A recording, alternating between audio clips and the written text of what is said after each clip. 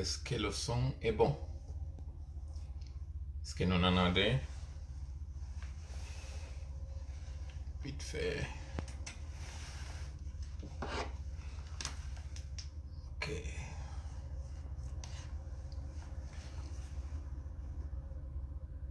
Is the sound good? Alimu Konoe. Mohamed Alim. Ok, 300 partagés. Natudo yo partage. Natudo yo partage des maridos ko est très sérieux. Donc détendez-vous. Jettez respiration. Moi, donc pour commencer. Madame Idjatou Bari, vous êtes une fidèle abonnée. Je vous dis bonsoir. Voilà, partagez. Natudo yo partage. C'est la première des choses. Partagez. Partageons rapidement. Oui. 2000 foot autodeng. Donc on est très loin de l'objectif. À 2000 on commence. Wontibe Dubai ben, be Salminama. Abu Dhabi, au Salminama. Il est présentement minuit et quelques, presque 1h du matin, là-bas. Vite fait. Voilà, à 2000, j'ai dit on commence. Là, on est à 939 déjà, moins de quoi? Du bilan sur 2 minutes peut-être, ou 3 gibi foot ideng. À 2000, on commence. Alors, il y a photo non qu'on doit un foot de 2000. Lancé directement, on a une invité surprise ici. Donc, voilà. Natudo et partage. On est à 1000, donc on est à moitié. Amigo Diallo, Misal Minima. Misal Mini, capitale d'Info, Takome Dendong, Abidjan, Bamako, Bissau, Dakar, Banjul, Freetown, Miegiti kadi hombe, Miegitali kadi Morovia e don dudi ha wadanobe mes remarque et Libreville kanyum kadi no woditi takono mi salmini on Douala, on salminama, Yaoundé on salminama. Vous êtes très nombreux à nous écrire. Date de kono et ça va hein, hewti jam bengurende. 2000 on commence, là on est à 1200. Partagez, Natudo Wata Fidjir, Ibrahima Diallo, Tunisie, qu'on a fait Mosido. Partagez directement, Natugol Modon, partagez, on a un invité surprise ici. Voilà. Parce que rumeur qui dit Kandera cité, il m'a bien foutu que Panikoude, Mouktar Diallo et Mouktar Ba, Misal Minima. Oui, Mouktar Diallo, Miyal Madotao, Alpha, Elaj Oumar Balde, Misal Minima, Balde Bole, Misal Minima. Voilà, partagez-moi. Il y a Bapa Aziz depuis compte il est toujours pays madame du côté de l'Angleterre. Bon, j'ai un petit blanc. Haray kala be wonbe fidèle be page 1400 ya fodon donc partager natugol modon kono woni e tongude do 2000 on commence on va déjà inude jama yo wakilo kono séjour on alel di la mango kayna fewdo mango ni no dade. Ok, bon, rapidement mi salmina do taw jama on fu mi do tanjini aray no gasayde way fu dade on est déjà à 1600. Mi andi ko inno den en fuddoto à 21h. J'ai fait exprès de commencer plus tôt que 21h. On yanda non fi on a fait ça. Donc partagez directement, on est à 1600. Oui, on peut aller, on peut faire mieux. Gaoloji misal minima, futanke jeyal misal minima, Kadija plus Isa mi wayri ma yide do musita on misal minima. Misal mini kanyum kadi son altes SK monder do. Misal mini Hajja Kadija Gaya Modi Alpha Lafu so mataka wara misal mini on ede rongol futa kaya meng hare misal miti ke on kanyum kadi kala salmin be bendo be wontir be Denmark beng e Suède Autriche kanyum e Norvège o fo pare on salminama mi yegitali kanyum kadi Cerno Suleiman misal minima jibinande masi pita wontirdo kono de pay maka wonda on to ko bon j'ai vraiment un plan aujourd'hui. On n'est pas loin de 2000 donc mi do tanjini arayde way fuddade do. Est-ce que le son est bon? Goto wi lanci son on ino moji kala ɓatiɓe ɓen élément ɓe frappe en fou mi andina on fewdo ɗo ni agent 007 himo capital sénégal mi hiwrike ɗo kañum kadi paykun sare voilà 2000 on commence fodari ko haldida ɗum ko ñamade ko hunnete ɗum Le son est bon, أعوذ بالله السميع العليم من الشيطان الرجيم بسم الله الرحمن الرحيم رب اشرح لي صدري ويسر لي أمري واحلل عقدة من لساني يفقهوا قولي ربنا علمنا ما ينفعنا وانفعنا بما علمتنا وزدنا علما نافعا واجعلنا للمتقين إماما ويكاد الذين كفروا ليزلقونك بأبصارهم لما سمعوا الذكر ويقولون إنه لمجنون وما هو إلا ذكر للعالمين اللهم صل وسلم وبارك على نبينا محمد وعلى آله وأصحابه ومن تبعهم بإحسان إلى يوم الدين أما بعد haray musidɓe yiɓɓe kala wona ɓe tintodede ka ɗerol meɗen ɗo tolimoɗon ka tola e ɗerol wiyetego ngol hakkil faamu pinal kala ɗin ɗeri wonɗi e sakitude ɗo mi yekkitali haray compital kañum kadi tawɓe ɓen ino wakkilani e moƴƴa e kala wontirɓe ɓen ka ɓawo alaji haray on salminama nokku kala ka wonɗon e sayi kala mo wonɗen muɗum fewno ɗo mi toriki allah yo taw ko jaam e kisiye woni ko heeri e meɗen enen e ɓeygureji meɗen ɗin fo amin ya allah mi salmitoɗo hajja dalanda Allemagne mi salmitike on kala hiwriɗo ɗo on mi salmitike on mi jarni on e yetti allah o newnanɗo en yen heydintingol nde jande meɗen ɗo nde jonde meɗen ɗo sakite moƴƴa yewtere nden objectif meɗen on ɗo c'est d'avoir 10 000 personnes ou plus parce que on a une invité ici sabu haalaji ɗuɗuɗi ɗi mi salmitike on bappa Ibrahima e bappa Souleymane e bappa Amadou wontirɓe ɓen fo Sénégal ɓe gure nden timbi tunni wansan particulièrement hoore ndosa e tubbu talle wano noon kañum kadi mi yeggitali ɓe samme ɓen ɓe jaywol ɓen ɓe hoore wuri ɓe dongol tuma on fof paray on salminama mi yehira noon ha mi hewtiroya télémilé on mi fuɗɗoro kali lamban ko ɗum woni saare kali mi yehira noon noon ha mi hewtiroya kindiya mi natoya Conakry aɗan fof on salminama 5 commune ji ɗin salminama plus particulièrement commune de Ratoma mi yeggitali kañum kadi Conakry et ses environs ko ɗum woni Dubreka e Koya haray on fof on salminama hande ɗo hiɗen mari toɓɓe 4 e kuntoy ko wonde yewde fimu o yafoto noon yewtere nde mi waɗa nde français moƴƴa fiiɓen tawɓe ɓen haray no daruden ɓe wawa famude kadi kon ɗum woni ko jokkuɗen e ko tawata kon kadi invité jo meɗen on e kadi ko yewtete ɗo kon kañum kadi ko français donc compte tenu de ça on yafoto sakite moƴƴa yewtere nden kono haray sakite moƴƴa yewtere nden toɓɓere men arandere nde wonɗen e wadde ɗen ɗo o yiika armi jiwi a nangama e quartier wanidara e suudu wiyeteɓe monsieur Ablaye Sow sinami fayu tawɓe ko opérateur économique ɓe langage employaɗa on ko wiwgol ngol en arsenal de guerre ko ɗum woni konko tawata si addama naɗama e hoɗo ino yoni ko wawa mulude yimɓe wonɓe ɗen fof ko ɗum woni arsenal de guerre haray noon ko on ɗum woni ko hanuɗen famude ɗum ɗon on ko on ɗum yuɓɓidirten ɗum ɗon on ko ɗum woni haray ko jabotoɗen ɗo tante jabagol si Allah jaaɓi toɓɓere ɗimmere nden o yi on vidéo kañum monsieur Alpha Condé a tawata haray mo jooɗi e nokkure kanko e borniɓe conci arabu hiɓe yewta ɗon on vidéo ɗon yaltiti mo tawata haray waɗi polémique wi moƴƴa partagé bien le direct je vous en prie mo tawata on haray jokkitimo ɗon kañum kadi o audio wonɗo e circulde ɗo taw ɗon hina hande audio on fuɗɗi tawɗo déjà taw ko découpaɗo totalité makko on ko terlen 14 à 16 minutes mo tawata on na intégralité haray noon sabandema ɗum ɗon on woodi haalaji wonɗe e jindude ka nder saare ɗo kono no woni haray analyse mo waɗeten on kon ɗum kadi woni ko yoɓɓidirten ɗon kon ɗum kadi woni ko famuden ko ɗum ɗo wonata toɓɓere men ɗimmere nden toɓɓere meɗen tammere nden ko o guerre de succession toujours e nder parti RPG arc-en-ciel on hombo haray hani lontoyagol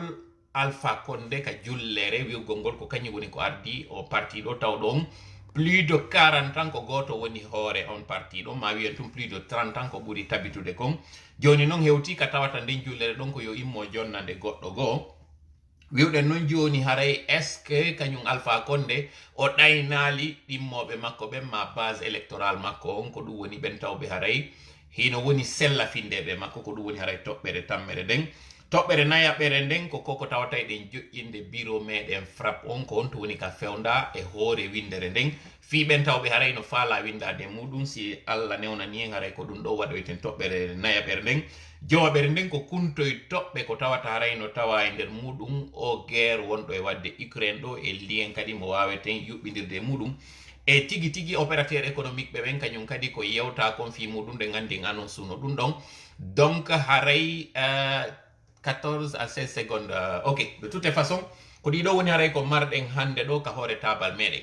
Na non haray yewtere welde fi gogo yewtugol nde on ɗimmel mum kadi yuɓɓidirgol ngol fof hawtidira ɗo waɗa jentito ɗon nanon famon kañum kadi ko woni tawata haray ɗen fandi ko mi torike noon Allah yo newnana mi wawa yuɓɓidirde ɗiɗo fof mi toriki Allah kanko taw ɗon hunde o ronkata fof himo wawi ko faala o waɗay goɗɗo kadi landitotako mo yo newnanan o hawrindinanmi e sawabay koko moni e yewtude ɗo mi fura konko ɓuuri e moƴƴude famina on onon kadi konko ɓuuri moƴƴude wondi e nafa si ɗum ɗon noon haray waɗi haray en yettimo kanko Allah sabu haray ko kanko woni ko moƴƴi e oran hina ñeñal an hina gandal an hina mbawdi an ko kanko moƴƴere makko yurmede makko nden haray woni ko moƴƴi e an si tawi noon haray ko wororde ɗum ɗo waɗi ko ɗum woni siko axe muɗum haray ko waɗi gogo taw haray ande ko seytani woni ko faljini min torike noon Allah yo woɗɗinmo e meɗen o ittamo e ɓerɗe meɗen nden o ittamo e nde jonde meɗen ɗo amin ya Allah andi toon kadi haray no woniri wo komi neɗɗo mi timma komi faljowo si faljere no waɗi toon haray on torama no wonɓe darden ɓen ɗo yo lellitu no woniri noon haray ko en fof woni hawtidirde waɗaɗe golle meɗen ɗo neɗɗo timmuɗo ala kono ɓayrayino ɗo karmokoɓe an no woodi ɗo kadi anduɓe kala ɗin ɗi tawata mi feggike ma mortike muɗum haray on noon o waway ɗi moƴƴintinde ɗo no woniri noon ko ɗerol meɗen amin ya Allah haray ɗen fuɗɗade ɗo yewtere meɗen nden nde tawata nden udditugol mayre on ɗo en fuɗɗorto taw haray yewtugol ko waɗi wanidara ko tawata haray hiɗen andi no gasa on bus o yii sakite no moƴƴa yewtere nde madame Khadija Ba wontirɓe ɓen France haray min salmitike on sakite moƴƴa yewtere nde waɗon kadi cœur ji ɗi moƴƴa parce que ce direct là il sera effectivement très attaqué nous allons entamer nos propos en commençant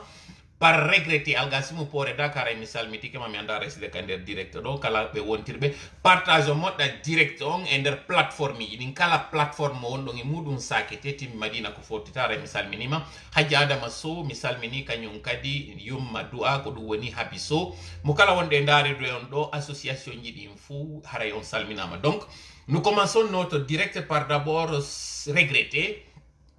cette manipulation et ce manque de professionnalisme de la part de nos confrères, de la part des médias qui ont couvert cette saisie d'armes dans une maison, dans une concession familiale, où d'abord il y a eu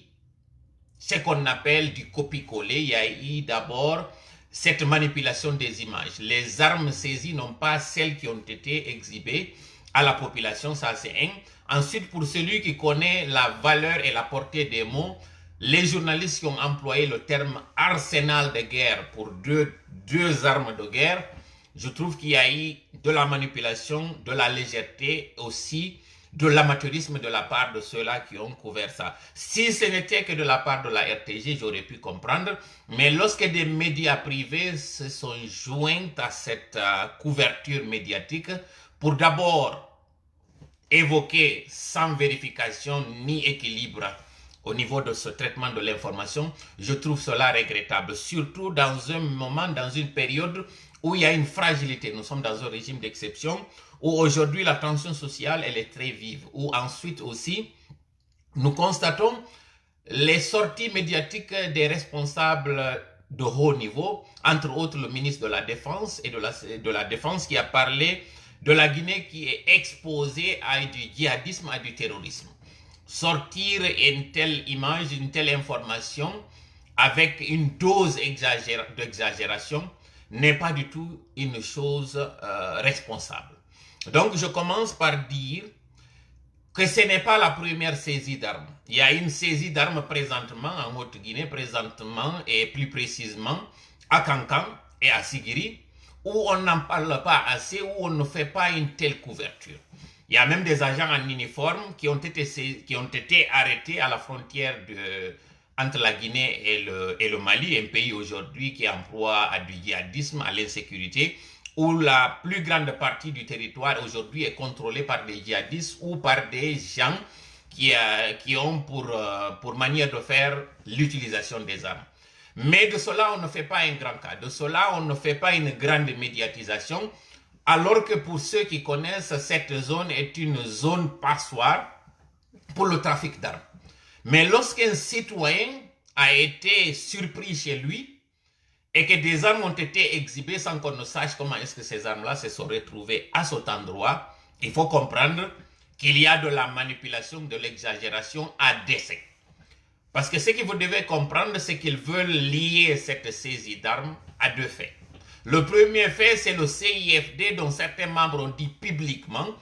qu'il y a une préparation d'une communauté pour aller attaquer la Guinée avec des armes.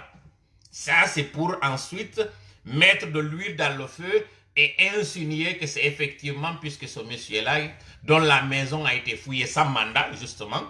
et que ces armes, on n'a pas vu lorsque ces agents entraient dans ces concessions pour sortir avec des armes. Ce ne sont que des armes qui ont été exhibées. Et pour ceux qui connaissent cette zone de Wanindara, qui est aujourd'hui en proie à une militarisation, à ces PA-là qu'ils veulent faire revenir, sachez tout simplement que c'est vers cela que ce régime est en train de glisser.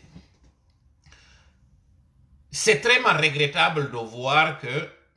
ce régime, dans sa peur, dans sa folie, dans sa phobie, veut utiliser toutes les armes, toutes les possibilités et faire recours à tous les moyens possibles, allant jusqu'à opposer les uns des autres. Le deuxième fait, c'est sachant très bien qu'il y a une crise et qu'ils veulent justifier la présence du CNRD pour une longue durée, d'insinuer qu'il y a des armes. Et sachez que cela n'est pas à sa première fois.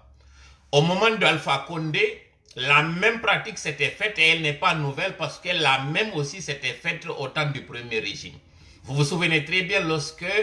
les 4 responsables de l'UFDG ont été conduits à la maison centrale de Coronting. Vous avez vu Ousmane Gawal en particulier, son image qui avait circulé où il tenait une pancarte dans laquelle c'était écrit complot. Vous ne savez pas qu'est-ce qui était en fait ourdi à l'époque, mais nous allons vous le dire. Il était prévu qu'il y ait de saisies d'armes. Ces armes-là allaient être attribuées à une communauté, à un parti politique. Et on allait dire que ces armes avaient été saisies sous le pont de Sassé à Labé. Ces armes avaient été filmées, photographiées avec une manipulation, avec une dose de manipulation toujours, pour dire à l'époque que l'UFDG, se sentant ayant subi une défaite, a préparé une insurrection, une lutte armée pour déstabiliser le pays. Ça, c'est ce qui était prévu. Mais avec les réseaux sociaux et aussi avec la pugnacité des avocats à l'époque, ce plan avait été retardé. Disons qu'il avait été mis à mal à l'époque. Mais puisque les mêmes responsables continuent toujours d'être à ces points de commande, cette fois-ci, ils sont passés par des concessions pour manipuler et faire croire qu'aujourd'hui, le pays est à risque. Et plus on va vendre la peur et le risque, le danger à la population, plus cette population d'abord va commencer à se regarder en chien de faïence et oublier l'essentiel, la crise dans laquelle nous sommes. Et avec encore une plus de dose de manipulation, ils vont justifier la présence du CNRD pour une longue période. Ça, c'est ce qui est déjà prévu. C'est dommage, c'est malheureux. Heureusement que c'est fait et cousu à fil blanc avec un amateurisme frappant, latent, qui saute aux yeux. Mais puisque tout le monde n'est pas instruit, malgré nos efforts, il y en a qui vont tomber dans ce piège. Il y en a qui vont aussi passer à une autre vitesse où les gens vont commencer à attaquer des concessions, ils vont attaquer des citoyens. Les conséquences, nous risquons de tomber dans la même situation qu'en 2010 lorsqu'il y a eu cette affaire, cette histoire d'eau empoisonnée. C'est vraiment regrettable qu'au XXIe siècle, que nous soyons dans une telle pratique, que nous vivions une telle pratique. C'est vraiment dommage. Partagez vraiment le direct. Donc à ce niveau, nous allons attaquer deuxième point, mais avant ça, nous allons des potes des images qui utilisent les médias ni hande do armiji de guerre no nanga e der suudu katawata goddi ko calibre 12 itawata ko indom be jongalle do jeeno mais be watto e don kanyum kadi TT 30 be watto e don kanyum kadi PMAK be ni innon fo ko en don jeenodi he jama ene di non fo population o wawa e hendade di tawa hara hande do si inama no nangodire de entre population e civil si fo no marino dum do non do sikare no fewndo ko do wonno de évidemment kon do woni ko be ebbi ko ƴettugol yuɓɓindira ɗum ɗon e vidéo ji ɗi élément ɓe CIFD go ko waɗuno ɓeyna ko ɗum ɗo ɓe onno e wolde fi mum ɓe faala armade en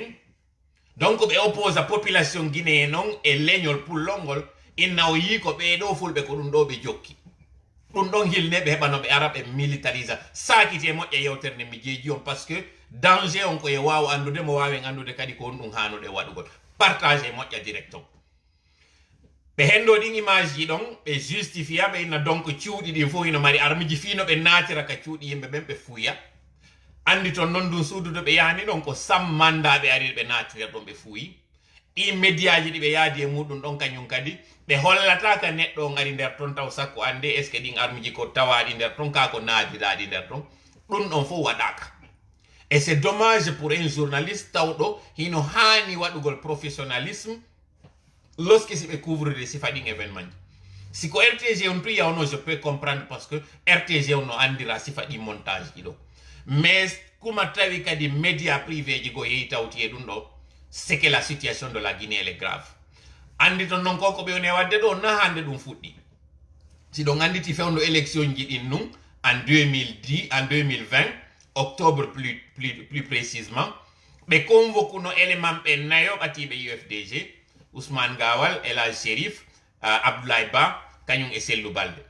o yi image mo Ousmane Gawal jooɗi on imo jogui ardoise wal ka windi e maggal complot andi ton non ɗin ardoise ji ɗon o yi waranoɓen fof ka kamboiro ko sifa ɗon ɗon kadi wonno ko ɓe jonnano donc ko pratique kañum kadi Sékou Touré on ko ɗum kañum kadi Alpha Condé waɗi ko ɗum ɗon kañum kadi continue e CNRD on ɗo sakite moƴƴa yewtere nde donc ko ɗum wonno ko eɓɓano nder ton ɗum on tuma ko ɗin ɗon nun ɓe waɗa ɓe winda complot iɗon andi kadi ɓe wonno e médiaji ɗo wondema arme ji ɗi no nanga ɗin ɗi présentoyte ñande procès maɓɓe on procès mo waɗano ka jamais kon ɗum noon hanno noon on procès waɗe ko par ce que mi wawa humpitade lawhi ɓe ƴettude ɗin image ji ɗon ɓe yaa ɓe yaltinoya arme ji e nder suudu ɓe ƴetta ɓe naɓoyaɗi ɓe waɗoyaɗi e ley pont sase e nder labbe on ɓeyna ko e nder labbe woni ɗin ɗon nanga andi ton noon e saahi ɓe innuno Fuuta ko foyer de djihadisme ɓe inni wondema islamiste ɓe djihadiste ɓe terroriste ɓe ino e nder Fuuta ɗum waɗi hay États-Unis immini mission yawɗo waɗi lebbi buy woɓɓe inni hitande e nder Fuuta on ton darugol siko gonga est ce que djihadisme hino waɗede e nder Fuuta malheureusement pour eux et heureusement pour nous ɓen on mission yawnoɗo ɗon ɓe famini woɓɓe ko corps de la paix woɓɓe ko yawnoɓe tun gollugol nder ton ɓe wi ko e nder ko ɓe woni ɗon kon fof ɓe yi'ali ko nanditi e ɗum ɗo donc ande ha honto o régime ɗo ko régime bonɗo faalaɗo bonnidirde hakkude guinéɓe ɓen andon ɗon noon ka diverji kon ɗum woni risque et danger tuma ƴettuɗa caméra maɗa jooɗiɗa wiya an a ƴettay looci a ƴettay cabbi a aray e nder leydi yaha sahimbinaɓen ma dartoɗa alors que iɗa andi a wonali prêt so yimi ɗo monanoɗo CIFD wonde simi waɗi ɗi direct ji an c'est parce que justement si émotion a contrôlali émotion ma on contrôle utilisoyte contre maɗa mo kala no mari droit ƴettugol téléphone muɗum jooɗo waɗa direct mo faala mais si a gollirali hakkil ndeɗa wowla haalaji goo ɗin ɗi yiltitoto contre maɗa ɗi yiltito contre communauté maɗa o hande ɗo une occasion en or mo CNRD jogui ɗo moɓe immoɓe ara ɓe militarise ɗi zone ji ɗi anduɗon ɗo fof e nder ratoma on ɓe artira péaji ɗin ɓe naata e galle yimɓe e nder wanidara on ɓe fuuya ɓe wujja mbuɗi yimɓe ɓe hibba miranji ɓe doola rewɓe ɓe naata ton kañum kadi konko ɓe faalaɓe inna ɗum ko e nder cuuɗi yimɓe nanga tout simplement parce que des individus n'ayant pas la tête sur les épaules parce que ɓerɗe maɓɓe no ƴayi tum ɓe immoɓe jooɗo mi faala contrôle de hoore an ara mi ƴawnali ɓernde an nden par ce que miɗo wiwde on sa contrôlali émotion ji ma ɗin ɗi utilisete contre maɗa donc mi ala ƴawnude ɓernde an nden kono yon faamu hande ɗo nde miɗo yeeto on probléme mo wonduɗen on hiɗe wondi e makko enen tigi ko sifa wonɓe e wadde sifa ɗi sortiji ɗo wowla konko ɓe andi ɓe ala hoore e binde muɗum tout simplement parce que ɓe faala wowlude joni noon amɓe ɓe yeetiɗa ɗon iɗa préparade ara ataka goɗɗo ɓen wiide ɓe jooɗortoni ɓe habbo ma ara wasi ara e nandi ko kammu ngun unoto hoore maɓɓe joni noon an iɗa andi a wonali pré ka wonɗa e wowlde ɗum ɗo ɗa andi a anda e ka lasperwol waali hiɗa andi a jogaki hay tammaru sekindu jooɗoɗa e caméra ma wowla inna an ko après imagol ara ataka kadi leñol fof ma ataka leydi fo baha ɗum ɗon non e leñol gotol. Donc nde miɗo yeeto mi inna on na un sérieux problème ko sifa ɗipiji hande non joni conséquence ji ɗin fuɗɗike yalde. Yaynge deuxième point o. Deuxième point mo tawata on yi o vidéo on ɗo circulde ɗo. Mi fala non ara yon jentito ɗo moƴƴa avec une oreille attentive. Vidéo me wanno le 11 du mois de février ɗo aɗum immade mi yaha Laguiné. Mi fala yon jentito on ɗon si aro en non joni e ɗi vidéo ji ɗi nanɗon ɗo e ɗi audio ji.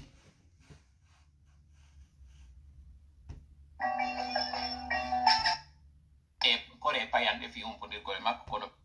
ɗo CNRD e la pop CNRD on jetti faudrait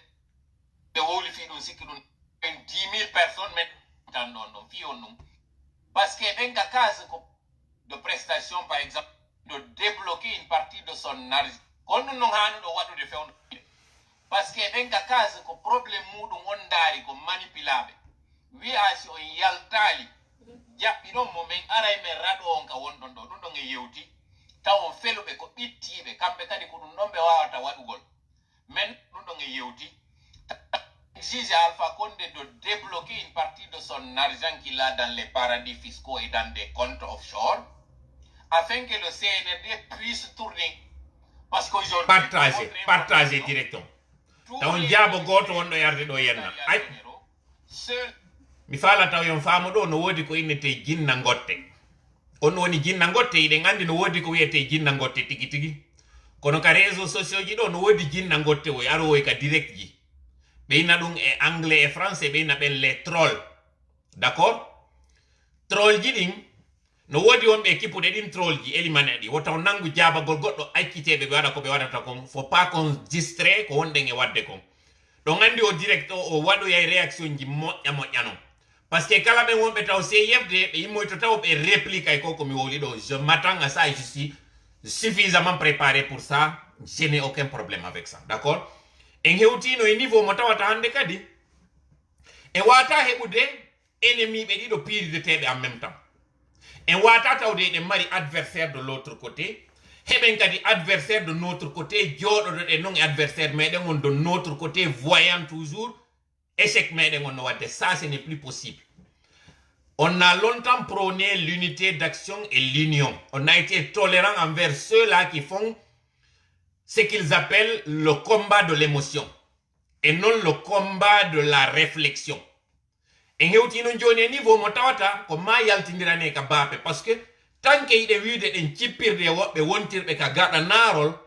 ka gaɗa naarugol ka ɓaawo hoggo alors que non ko ɓe wonduɗen ɓen ka nder hoggo ko ɓe ɓuri en soññude tant que réglali ɓe taw wonɓe hakkunde meɗen ga yaltindiranen e ɓaawo baape on nira nulle part ko ɗo noon faamoton ko ɗum moninnola ndeñande oya direct mo wonno wadde parce que ɓen wonɓe e wadde ɗum ɗon ɓe faamali no ɓe woni e waɗirde noon ils ont manqué complètement le coche mi faala noon yo heɗuto o direct ɗo momi expliquanno en le 11 ko honno Alpha Condé yaltiri Laguiné ko honno Alpha Condé woni e waɗude ka woni ton e liyen noon kadi ɗinɗi ɓe yaltuno démantisugol kam yuno Alpha Condé na hôpital yehi jentite noon ɗum ɗo. Quatre ont reçu un budget de fonctionnement conséquent. Tous les autres n'ont que des fonds de roulement pour payer par exemple les salariés. Aujourd'hui, la dette est telle que s'ils débloquent tout l'argent que la Guinée a, même avec l'opération pour vendre la 4G, ils ne pourront pas du tout satisfaire tous les créanciers. Partagez directement, la dette où l'État doit à des prestataires, elle est tellement énormissime qu'ils ne pourront pas du tout régler ça. Ce qui explique aujourd'hui, par exemple, certaines compagnies de prêter en difficulté votre champion national, c'est une fausse erreur. C'est ce qu'on vous a vendu comme idée. C'est cette illusion qu'on vous fait. C'est-à-dire, plus vous accompagnez le CNRD, plus vous avez des chances de récupérer votre champion. Voilà. Et dans le direct, il y a un pays qui est autonome.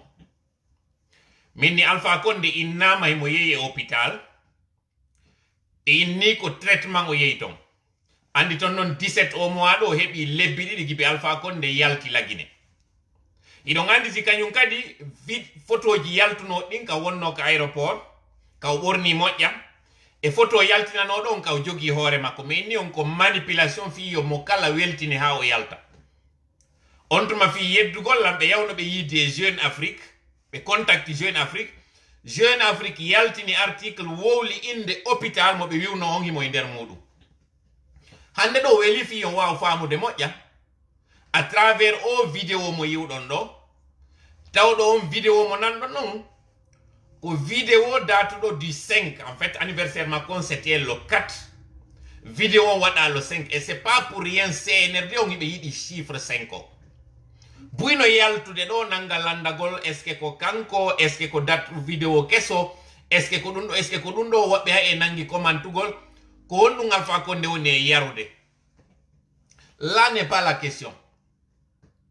parce que plus ɗo yawde on terrain non mi yiyay woɓɓe goo wiwɓe wondema ko 85 ans Alpha Condé mari il est né en 1938 si Alpha Condé est né en 1938 c'est 85 ans c'est en 2023 pas en 2022 donc il a 84 ans et vous avez remarqué dans cette vidéo au grand plan cette image qu'on montre on dit Happy Birthday 84 ça déjà vous devez comprendre que le CNRD avec son chiffre 5, vous avez vu la vidéo qui circule, elle est de 55 secondes.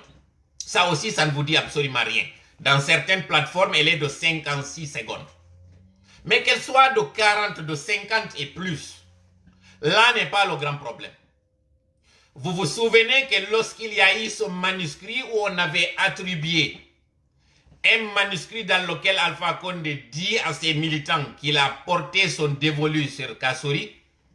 il y a eu des bisbilles par rapport à ça. Où on a même exigé à ce qu'il y ait une preuve de l'authenticité de ça. Retenez bien ce point parce que c'est un indice de la raison de ces fuites entre guillemets. Mais je voudrais revenir sur la vidéo dernièrement où j'avais expliqué l'implication de la Russie par rapport à ce que nous sommes en train de vivre. Partagez le direct, je vous en prie. Je voudrais que vous écoutiez parce que j'avais parlé de l'arrivée d'Alpha Condé au port pour résoudre le conflit entre les Russes et les Chinois. En réalité, c'est les Russes et les Turcs pour permettre aux Chinois d'exécuter leurs travaux. Je voudrais que vous écoutiez ça. Ça s'était passé le 3 ou le 4, c'était le 3 juillet 2021. Le géant minier russe Rusal Frigia et la multinationale portuaire turque Al Bayrak se livrent une bataille au port autonome de Conakry PAC. À l'origine de ce combat de géants, la construction d'un tunnel. La construction de cette pénétrante, par Alport, une filiale d'Al Bayrak, qui a concession au port, est censée désengorger la circulation, notamment dans la presqu'île de Kaloum. Alpha Condé s'est saisi du dossier et tapé du poing sur la table. Ce samedi 3 juillet 21, le dirigeant guinéen s'est déplacé en personne au port autonome de Conakry pour mettre sur les points I, devant les deux protagonistes.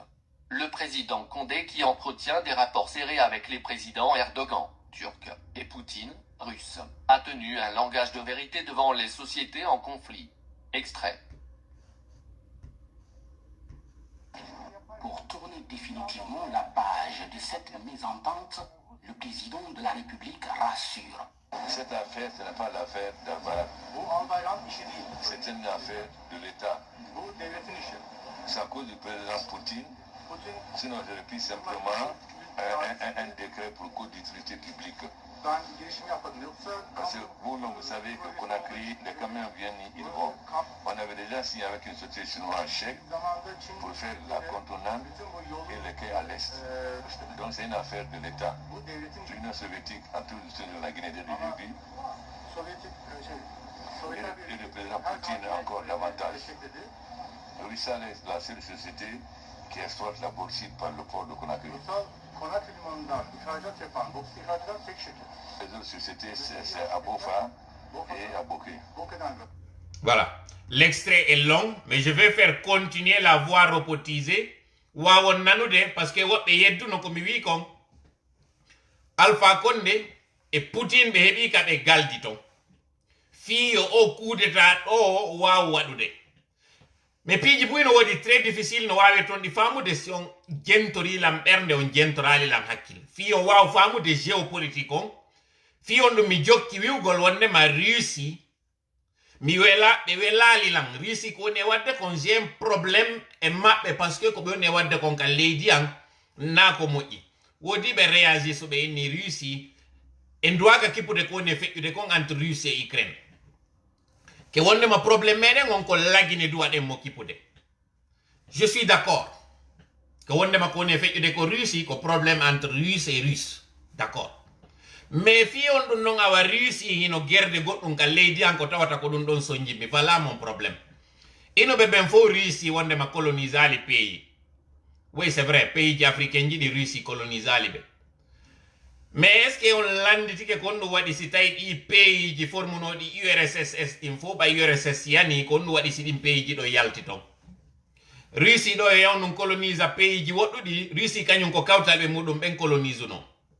wonɓe wiide ɓen kañum kadi Russie no wallitino dina kan mi yiltiti on histoire Russie on entre mongol ɓe ɓen e Russie ɓe ɓen tawɓe ɓen ko star ɓe ɓenta ɓen star ko julɗo ko hay sahimbina kon Russie fiyo religion islamique on darto mi sikkay no wodi nokkure ka julɗo wari rawano non son fala ndare symbole ji Russie ɗin no wodi Russie église ji tawɗi hara ko orthodoxe ɓe ɓen tawnoɗi ko juulirɗe nun hari ɓe ari ɓe sahimbini julɓe ɓen e majji ɓe joƴƴini dina orthodoxe ɓe ɓen ton par ce que on ala en landade histoire o moƴƴa donc hande ɗi pays ji ɗi on ɗo wiide no faala yaltude hoore Russie ko ɗi pays ji ɗi Russie colonise no par ce que Russie kañum ko kawtalɓe muɗum ɓen holluno doole awa colonisation mo Russie waɗi on non pays ji européen ji ɗi hay goto waɗali sifa on colonisation ko ɓatiɓe wo ko belge ɓe ɓen seeɗa fiyon ɗum kamɓe haɗi si ɓe ari ɓe colonisima ɓe colonisete tellement que hay langue maɗa on ko ya accitu wowla kañum haala maɓɓe kam culture ji ma ɗin foppa abandonnayi ɗi ƴettaɓi kamɓe partage moƴƴa direct on est ce que ɗon anduno wondema Russie au 21e siècle ɗo a Russie jo une fois a heɓi tun 18 ans service militaire on ko obligatoire yiɗuɗa añuɗa est ce que ɗon andi fewnɗo ni a tawɗo ko a Russie jo d'origine ɗa heɓa e pays go sa ari a typique Russie ton ɓe naɓete direct yawa waɗoya formation militaire obligatoire est ce que ɗon andi fewndo ɗo ni o conflit wonɗo ton no woodi Russe ɓe go yaltuɓe par ce que ɓe falaka nadede ka l'armée ɓe yaɓe pirida e Ukraine aro ko ɓe fonda dictature ɓuray on hande ɗo 21e siècle taw ko ya obligé a yawgol waɗoya guerre mo tawata hay si a falaka koye jinna gotte woy komi woni on e wowlande ɗo fi muɗum iɗon andi ɗin troll ji ko on to ɗi moƴƴina ko Chine e Russie moƴƴini ɗin hande ɗo yiyay ɗo yettoje yimɓe tawata ko yettoje Ba Balde Diallo Soman ɗin yettoje africain fof hara ko troll ji moƴƴinaɗi nayi yimɓe woni ɓawo majji ko ordinateur ji ko wara ɗo tun créa zizaniwi hakkude jama o ɗum ɗo fof c'est parce que ɓe faala colonise de yimɓe ɓen ka koye créa ɗo hande conflit entre l'Occident e kamɓe par rapport e richesse ji wonɗi Afrique ɗin tanki a wawali famuduɗen ɗo a wonɗo e o combat ɗo a yata e nokku o audio ɗo mi faala yo jentitomo andon ko Alpha Condé wi kon tigi nden ñande o inni ado résultat ji ɗin yaltude nun ka élection ji ɗo Poutine kañum hari noddino mo félicitimo kon ɗum noon Poutine noddirno mo félicitimo ko parce que haldigal ngal ɓe waɗi ngal wawi laatade ɗon forcegol makko situation o ça c'était au mois d'octobre 2020 o sorti makko ɗo ni juillet 2021 ko ɗo waɗi brouille ji ɗin hakkude maɓɓe donc Turquie Russie et Chine ko ɓeɗo tato woni e renforcede Alpha Condé nu ko ɓeɗo kadi waɗi négociation on fiyo Alpha Condé wawi yaltude nade koko CEDEAO on ko wi Alpha Condé yo accite non koye Alpha Condé adde joƴƴine dans un pays ni on sikka Alpha Condé no Dubai o yi ko min waɗi ka titre ton ko min inni an nazi mi wiyali wonde makko Émirats Arabes Unis o woni par ce que Alpha Condé no jinnude entre Turquie entre Émirats Arabes Unis e pays go kañum kadi ton mo woni e yaade o yaha ɗon wonde fi yaltunoygol mbuɗi mi wowlino ɗum ɗo mi wowlitike yaltigol noon ɗi audio ji ɗi mi faala yon jentita ɗo kon ɗum yaltini ɗi ko paske ndanyande mi ari mi ukki teppere anden e nder plan maɓɓe on wowlugol liyam moɓe mari on mi wowli inɗe ɓen tawɓe ɓen no ɓawo oku ɓe tawi yo ɓe yaltin noon hande kadi o vidéo ɗo ɓe waɗamo sur la place publique objectif ji ɗin ko ɗiɗi. Le premier objectif, c'est pour ceux-là qui sont au sein du RPG qui se doutaient que M. Kassori, c'est le choix de M. Alpha Condé. Ils ont sorti cette vidéo pour que les gens se rassurent qu'il est effectivement libre de ses mouvements. Et que contrairement à ce qui se dit, qu'il est à l'hôpital, il n'est pas à l'hôpital. Mais il fallait les pousser à le faire. Ils sont tombés dans ce piège. Là, ils pensent avoir fait un piège, mais ils sont tombés dans leur propre piège. Le deuxième objectif, par rapport à ça, c'est pour démentir Tola qu'il y avait effectivement un coup d'État. Ça me rappelle une petite histoire. Une fois, il y avait un monsieur qui était bien habillé, très élégant, qui était passé devant des femmes, et où un petit garçon avait remarqué une tache sur son pantalon. Cette tache était jaunâtre et ressemblait un peu à de la mangue. Une mangue qui est très mûre. Le jeune garçon de s'exclamer, il dit au monsieur, koto mango ino ka pantalon modo. Le monsieur voyant des femmes à côté, il dit que mango, comme pour dire mi yakata mango, mi borno tako no mi borno doni mi yakka mango. Pai kunkungini awa jaka awa ko bebe. Directement bayonani oya wi bebe wini bebe mango kan. Donc c'est entre deux mots, il faut choisir le moindre. C'est une histoire drôle que j'avais entendue quand j'étais gamin, mais qui ressemble à ce scénario qui est en train de se passer. C'est-à-dire qu'entre le fait de sortir le lien de ceux qui sont derrière le coup, autant alors sortir Alpha Condé avec une bonne mine pour démentir Tola dans ses analyses et dans ses déclarations. C'était fait exprès. Lorsque nous faisons ici un geste, nous ne le faisons pas de manière fortuite. C'est bien calculé parce que nous connaissons ce qu'ils ont. Contrairement à eux, nous pouvons anticiper ce qu'ils font. Maintenant, qu'est-ce que vous devez comprendre, chers messieurs et chères madames, ceux qui me regardez? C'est qu'Alpha Condé n'a jamais été dans une situation difficile lorsqu'il y a eu ce coup d'État. Certes, il fallait enlever M. Alpha Condé parce qu'il voyait la situation de la crise. Et c'est cette crise-là qu'il évoque dans son audio que nous vous invitons à écouter parce que vous avez vu la vidéo. Mais ce n'est pas la vidéo, nous, qui nous importe aujourd'hui. Mais l'audio-là qui a circulé et qui mérite parce que, comme je vous ai dit, cet audio, il est long de plus de ces 3 minutes. L'audio, en réalité, sa longueur totale, c'est 14 ou 16 minutes. Et dans cet audio, M. Alpha Condé parle donc des directives. Si vous avez vu qu'on a dit qu'on a un invité qui sera là, c'est parce que vous allez écouter, au même titre que nous, cet audio qui met en nu la situation aujourd'hui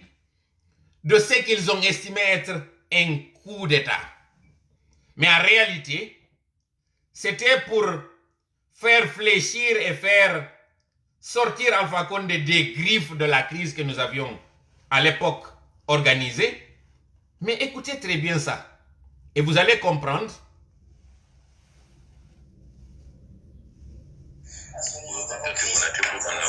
Vous savez, il va y avoir des crises en Afrique. Il faut que le parti soit en ordre de bataille parce que en Guinée, ça va aller très mal. Parce que dans tous les autres pays, ça va aller très mal. Pas seulement en Guinée, parce qu'il n'y a pas d'argent. Et tous les prix sont montés. Moi, j'ai déjà vu qu'en Côte d'Ivoire, il y a des problèmes. Et tous les prix vont monter en flèche. Mais c'est que vous ne suivez pas. Il faut suivre quand même un peu. Il faut suivre un peu TV5, France 24, il faut suivre un peu la situation. Est-ce que quelque chose ne vous frappe pas? Pour éviter des divisions, il faut mettre en place une gestion collégiale. Pour éviter, parce que comme il y a, pour le moment, on a deux choses. Nous réunir et tirer les autres. Par exemple, Faya. Voilà.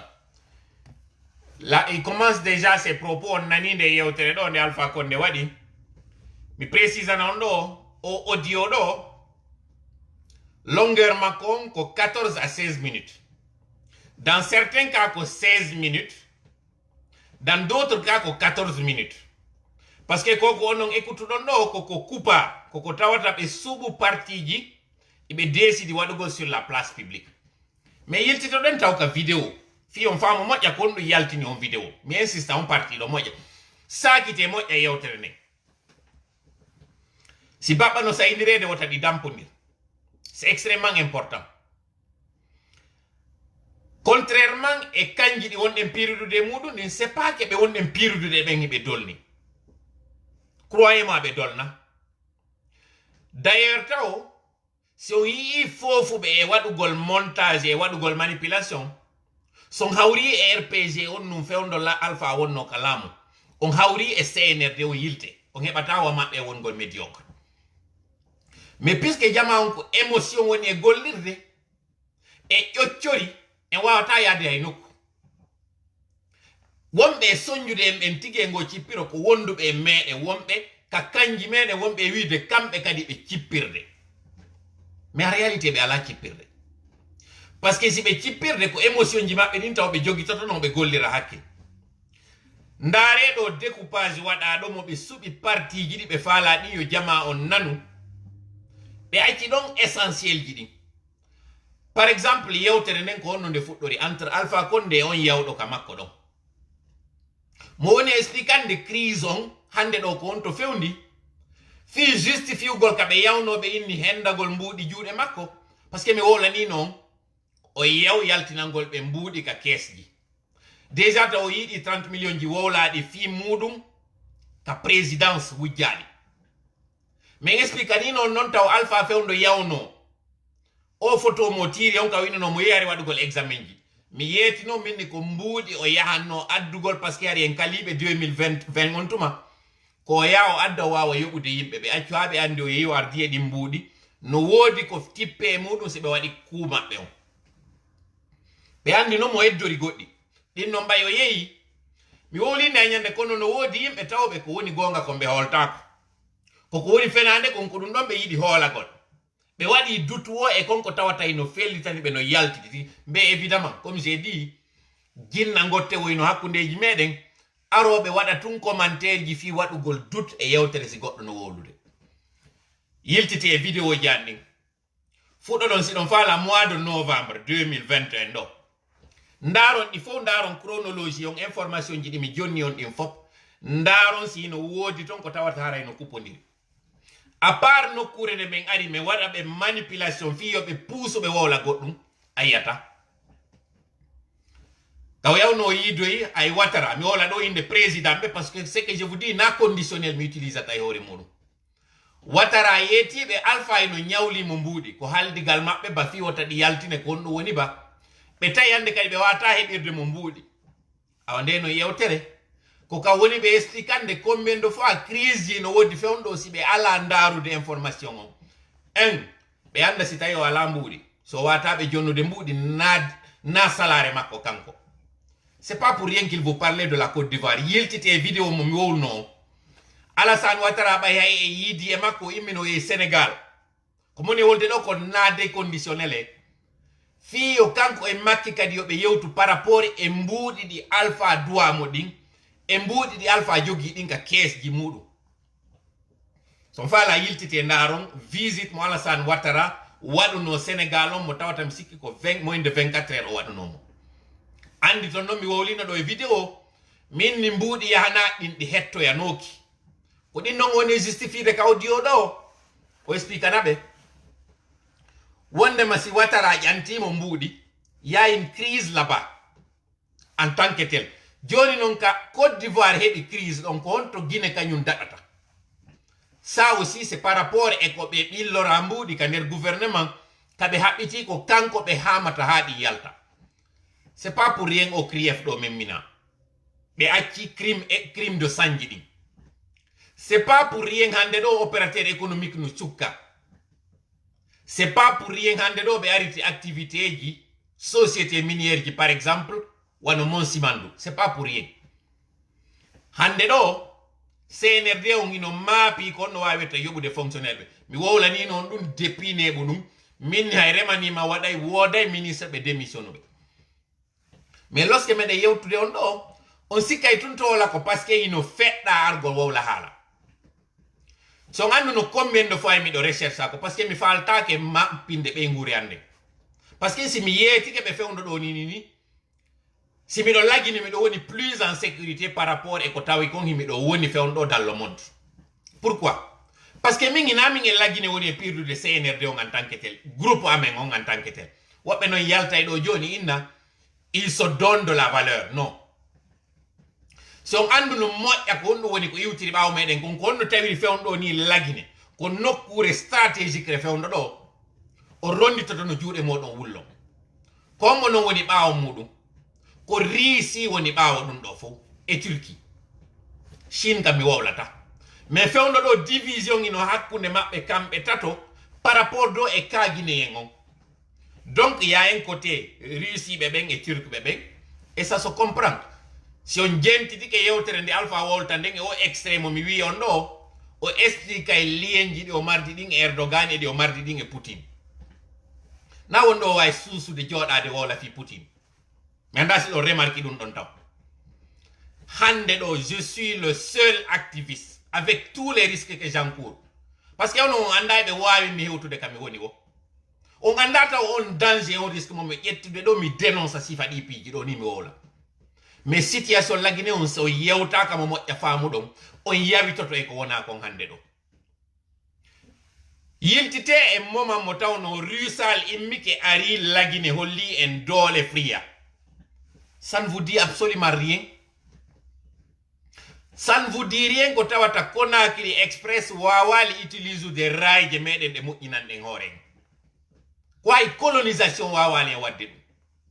goɗɗo non kañum daro inna ko riisi woni arde libéral. Vous êtes vraiment minable. Vous me faites pitié, vous qui pensez que votre salut c'est avec la Russie. Vous me faites vraiment pitié. Tout simplement parce que vous êtes victime de cette manipulation et vous dites que c'est nous qui sommes victimes de cette propagande des médias occidentaux. Vous me faites vraiment pitié. Mais ceux qui me font le plus pitié, ce sont les Maliens ou bien les Centrafricains. Aujourd'hui, la Centrafrique n'arrive même pas à financer ses élections. Tout simplement parce qu'ils sont dans une crise qui ne dit pas son nom. Le Mali, pareil. La Guinée, je vous épargne de vous dire ce que vous êtes en train d'ailleurs de subir. Tout simplement parce que c'est la politique de l'émotion que vous faites. Sans réflexion. Puisque vous êtes cramponné sur une position, il faut la défendre vaille que vaille. Et vous êtes la cause de votre malheur. Parce que vous n'arrivez pas à distinguer quels sont vos amis de vos ennemis. Vous vous trompez de cible et d'adversaire, vous vous trompez de combat. Si vous pensez qu'il n'y a pas un lien entre la crise russo-ukrainienne et la Guinée, vous avez joué bidé. Mais vous allez voir, dans les jours à venir, vous allez voir, je vais continuer l'audio et vous allez entendre ce qu'Alpha Condé a dit parce que eux, pendant que vous vous battez entre vous, et ils sont en train de dérouler leur agenda. Fewno ka wonde ngenen pirude hakkundeji meɗen giɗen hollidira ngañanendi e jaggu e ƴaggere kamɓe ɓe wallinde tapi maɓɓe on ɓe yawde ɓe avança ɓe oƴƴira yon ɗo goto goto par ce que si Allah jaɓi mi tawnata hoore an e ɗum ɗo ɓe jooɗo e hoore moɗon ɓe holla on jaggu alors que sen jonnidiri no juuɗe e waway no darnude ɗum ɗo fuɗɗi e opérateur économique en nde mi wowlannoon ɗo min yo wattu ila on famano Alpha Condé ko honɗum waɗi ɗo militanɓe muɗum ɓe par rapport au affaire kasori on miɗo manditino quand j'avais les 19 en 21 ans gramɓe amen yaltuno yehi leyɗe Porto ɓe jonnani men photoji ka ɓe waɗi cayale ɓe waɗi paɗe basket Jordan Ewing ainsi de suite si ɓe gimmino ke leyɗe Porto ari a yeyno yimɓe ɓe gino landolira mo kala inna min de ɗa iwa ɗo accana alan jacket mum mako min de ɗa iwa ɗo accanan paɗe maɗa ɗen min de miɗo iwa ɗo accanan kun t-shirt mum maɗa par ce que on ɗumari naafi téléphone wowlete hari ko coñci yewte fimu miɗo andi sinon granjo goo o landa no piiji arta e finalement si o fokkiti so hokkitiri ko jogui kon fof koye sako ƴawdoyta e mum ko avion ko ɗum granjo waɗi il se reconnaîtra e o vidéo wan ɗo o acci ha heddi quelques jours ka o buusata organise kanko tigi argol wujja suudu makko ndu o yidi e payle yo ɓe arɓe bonnamo suundugi mo yehi amugol ɓe ari ɓe ƴettinkini ton piiji fino dandira kanko conci makko ɗin o ƴetti conci makko ɗin o yehi o halfino e jaajirawo makko goo ton ɓe yehi ɓe amoyi subaka o artidi e goreɓe makko goo o tawi ɓe bonnimo baafal ngal e wiya makko woɓe naɓi kala ka o jogino conci e paɗe fof goreɓe makko wonnoɓe e tanade oɗo accanan doloke oɗo accanan paɗe ko kamɓe tigi wallitimo yurmingol fi ko o wujjako grand jonka ka yawno hewtutoy no leyɗe porto jonno e noon photoji mum kesi ɗi o ɓornino goɗɗi ɗi o wino wujjoyanoma c'est la même histoire qui se passe là. Le monde, il faut juste être intelligent wawa waɗude lien e piiji ko ɗum Alpha Condé waɗi militanɓe muɗum ɓen ɗo par ce que o watano wiide mi hokkima o doloke ɗo kaari kadi hadi toninoke on ɗon doloke mi wata hokkudema o pantal paɗe ɗo kaari hadi taninoke ɗen paɗe ɗo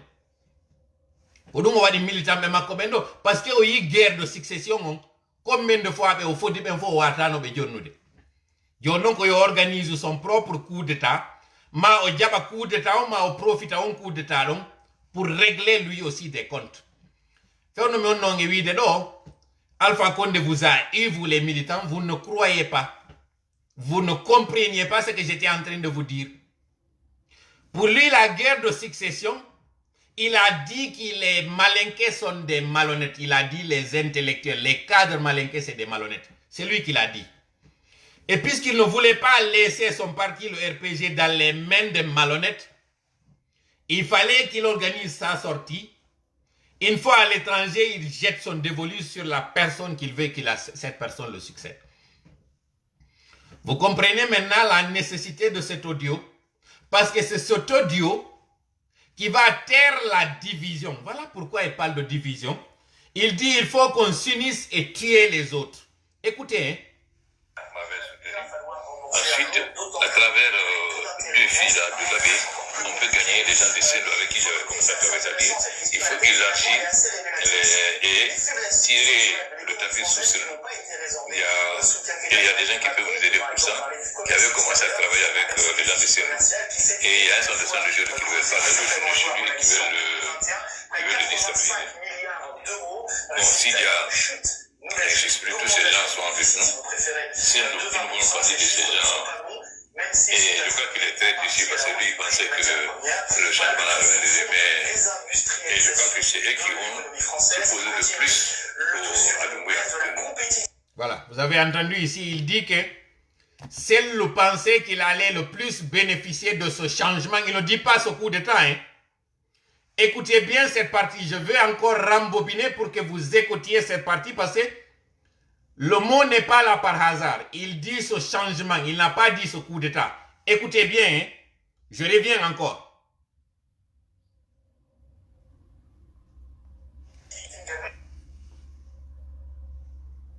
Je rembobine.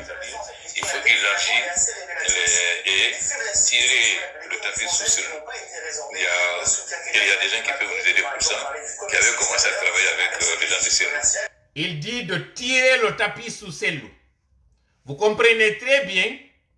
que ces recrutements de proches de Sellou, à commencer par Ousmane Gawal, aller à tous les autres, c'est ce que lui il appelle tirer le tapis sous les pieds de Sellou.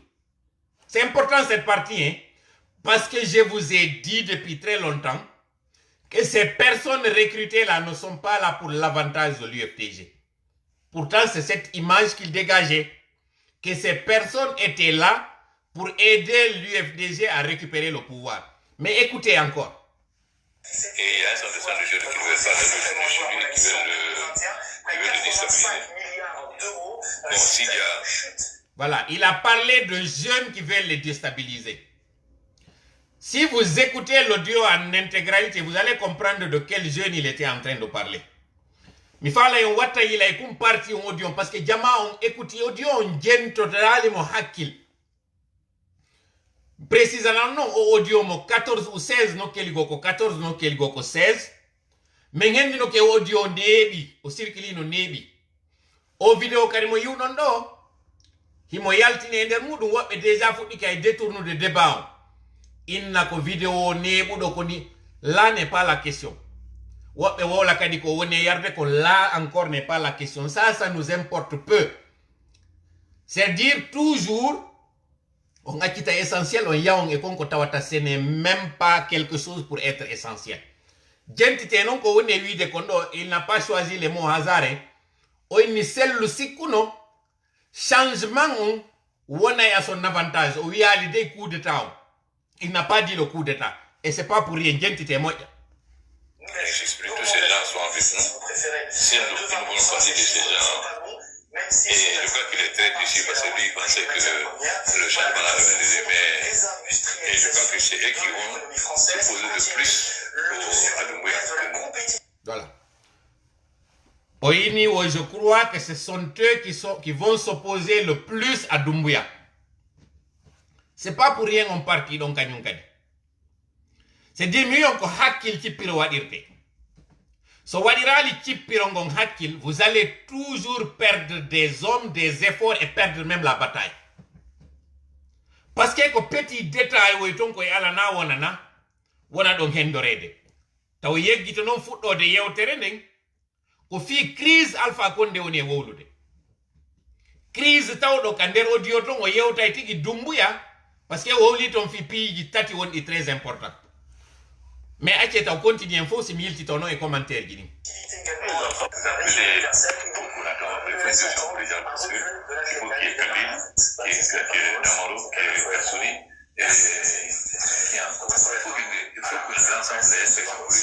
Pour éviter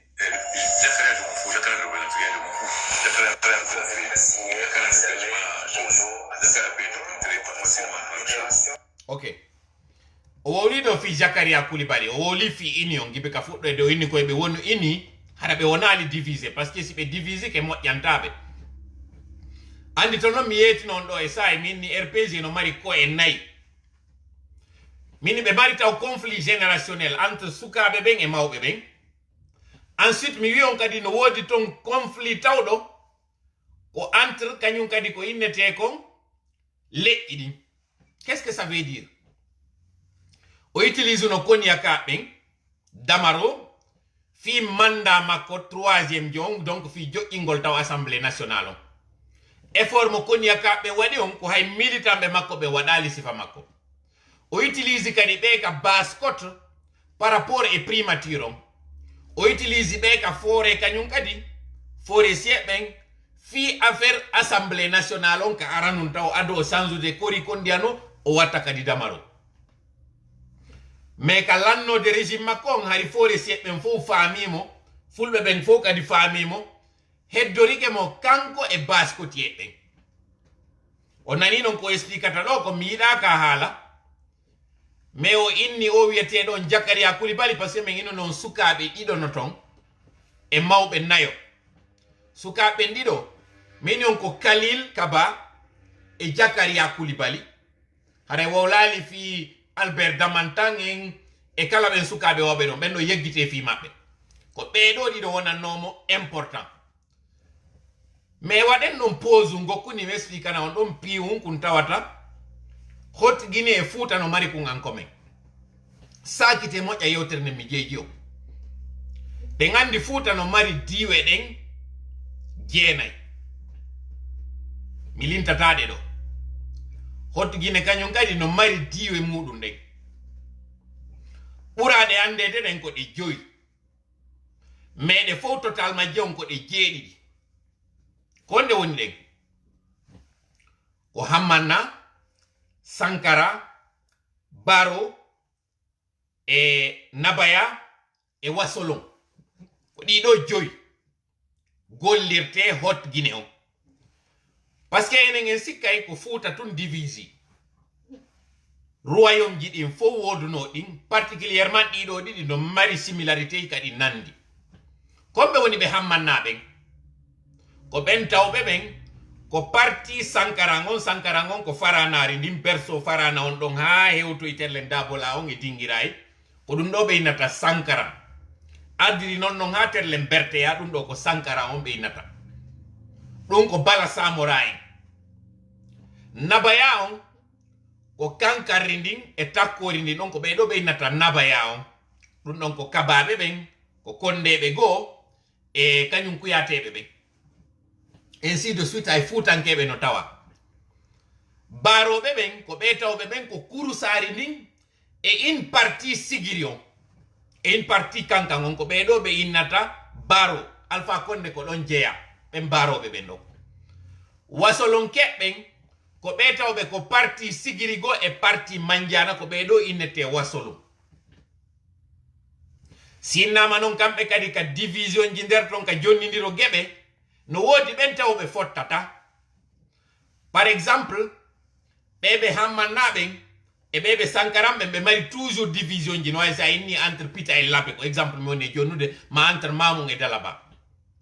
so ndaari noon CNRD on ko ɓeɗo jowo par ce que Jakaria Coulibaly komo ɗuma honno wasolo ko Coulibalyjo no way noon kadi wa Jakaria Coulibaly e oya kan onno mi wonno wiide kan oya honno oya Coulibalyjo on honno bon mi yeggiti taw wiide makko on ɗo bref ka waɗugol maɓɓe noon kamɓe kadi répartition ji ɗi on nani Alpha Condé ko wi kon o inni wo terlen fi Jakaria Coulibaly hayɓe yeggiti fi on ɗon o pesata lour fi on ɗum tumani wonɗo on ka douane on ɗo waway mo waɗanoyde golle ɗen ɗon on ɗo waway waɗande ɓe campagne ko ɗon on andorton ko on ɗum Mamadi Diawara tawnoɗon gayni haɓitude ari e maɓɓe terlen sigirir nin ton kono tawiri oɗo hande o maayi watta no hila moƴƴay kum parti on anɗo voilà Sadiba Coulibaly justement Sadiba Coulibaly ko ɗo woni représente ɗon e nder CNRD on côté wasulunke ɗen Bala Samora ko ɗo woni représente ɗo Bala Samora ko ɗo woni représente ɗo Sankaran on ɗum ko famille Sékou Touré on fino famiro oya honno Mori Condé tawɗon ina tawɗo koye membre CNRD en tant que tigi mais kanko Mamadi Doumbouya ko jeeyaɗo e ɓen nabaya o ɗon kadi détail gono ɗon momi natata e nder muɗum ko honno kamɓe Doumbouyaɓe ɓen ɗon ɓe waadiri e kañum kuyate ma ko honno e kañum Mori Condé waadiri e kañum on Doumbouyaɗo non mi natta e on détail ɗon hande on faamoye mo yeeso ko on ɗum woni kadi kereje ɗen entre maɓɓe kamɓe ɗon joni noon e wii CNRD on ko ɗe ko e joyi ɗo Sadiba Ammara Bala aya honno oya Idi Amin tawɗon on ɗon kañum kadi ko Jakite e kañum oya honno Doumbouya c'est important kum parti un ɗo parce que ko kum parti un toujours Alpha Condé utilise ko kunɗo kañum kadi CNRD woni utilise de ko kunɗo kañum kadi Sékou Touré gollirno andi ton noon taw Sékou Touré ko kanko créé yo tawɓe Fuuta ɓen ko pulal jangata ɓe hotguine ɓe janga maninka ɓe basguine ɓe janga koko lala ko o divise en waɗi siɗen foofi hande ɗo kon systéme kañum kadi divise Fuuta waɗi ɓeɗo ko ɓe Laɓe ɓeɗo ko ɓe Pita ɓeɗo ko ɓe Dalaba ɓeɗo ko ɓe Mamum on kadi o waɗi ɓeɗo ko seriyankeɓe ɓeɗo ko seediyankeɓe ɓeɗo ko ɓe wi'a kañum ko kañum tun hendoto laamu ɓeɗo ko ɓeɗo wi'a ko ɓen tun woni janguɓe ɓe o division ɗo o tanke en ittali mo e meɗen e yata e nokku arten noon joni e histoire mo moni o yewde o inni Jakaria Coulibaly hayɓe yeggiti fi makko il ne pèse pas quelque chose on non déjà famino ɗum créino parti mum o joni noon heddike Kasori heddike Damaro heddike oya honno Khalil Kaba e goɗɗo go kañum kadi no toon mo tawata miɗo yeggiti ɗo fewno ɗo inde muɗum wonanoɗo e gerdede muɗum kañum kadi ka guerre de succession ɗon si inde makko nden arti mi yettoy toon ɗon par ce que ari mawɓen ko ɓe nayo voilà Saloum Cissé ni kami woni e wadde o direct ɗo oya honno Hadja Nantu Shérif no kankan par ce que ɓe sigiri kan ɓen ɓay ɓe nani o audio ɗo ɓe yi o vidéo Alpha ɗo kamɓe ɓe wallini hande kadi non Diané écartanoma Diané yeggite fi Diané ko Saloum Cissé yeggite fi Diané few to waɗu Diané ka nder ɗuma ton Diané on ɗon écartanoma so yi déjà probléme ji ɗi Diané woni heɓude ɗin fewno ɗo ko par ce que ɓiɗɗo makko goo no tawa e CNRD on waɗi si haɗi jane han joni tawa sokanoma jane ko non ɓe sacrifie en fait e nder o kuuɗo par ce que ɓe andi jane haɗi no préparé vrai coup d'état kañum kadi jane kañum kono hisira fewndo ɗo woni ko Salum Cissé o yahonno Kassory Fofana e ɓe sukaɓe ɗo ɗiɗo ko ɓeɗo wonɗe yewde fi mum e Damaro ko ɓeɗo yiltitoɗen noon e yewtere nden par ce que mi perdi filon saabu ko mi yiɗo waɗi ɗo joni commentaire go guerre de succession wonɗon entre maɓɓe ton ɓe wawi joni ɓe terlen wasolon ɓen ɓen noon ɓe famotiri e maɓɓe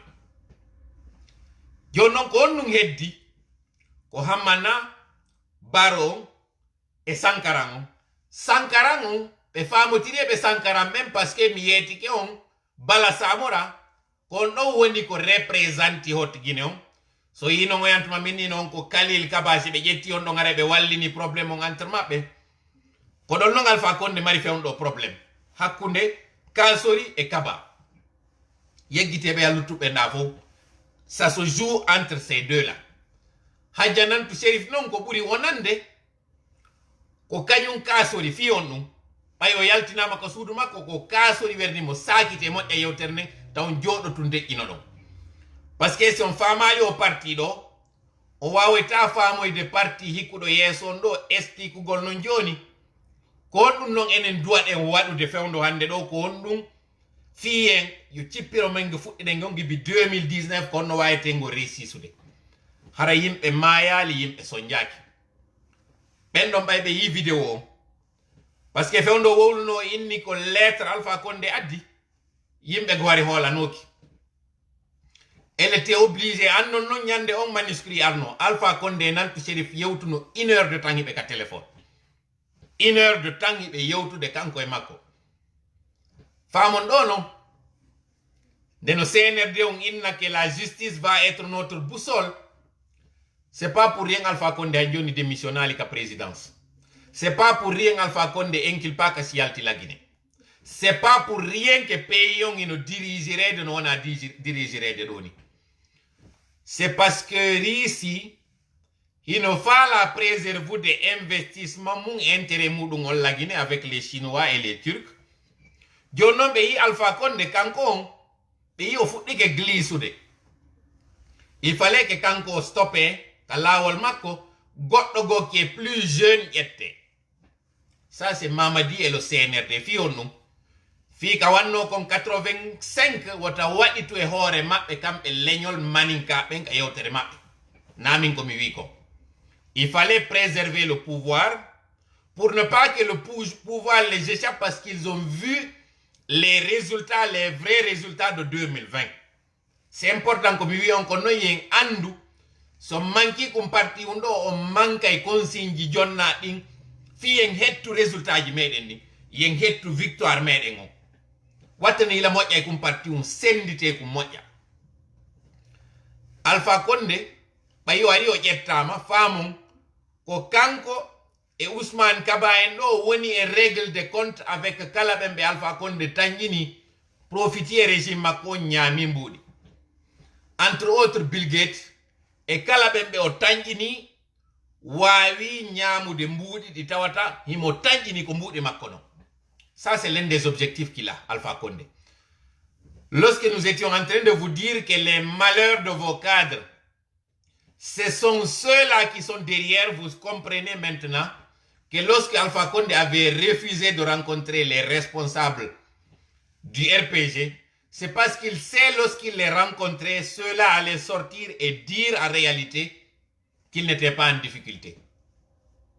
Mais il fallait les pousser à le faire. Donc lorsqu'Alpha Condé est sorti, vous ne vous êtes pas étonné pourquoi ces images qu'on dit qu'elles ont fuité, qu'il n'y a pas eu de sanction, il n'y a pas eu de quelqu'un qui a été indexé pour nous dire c'est lui qui était à l'origine de la fuite. Or, vous savez tous que ceux qui sont à côté d'Alpha ne sont pas là par hasard. Ils sont là pour une raison bien définie et ce n'est pas tout le monde qui a accès à lui.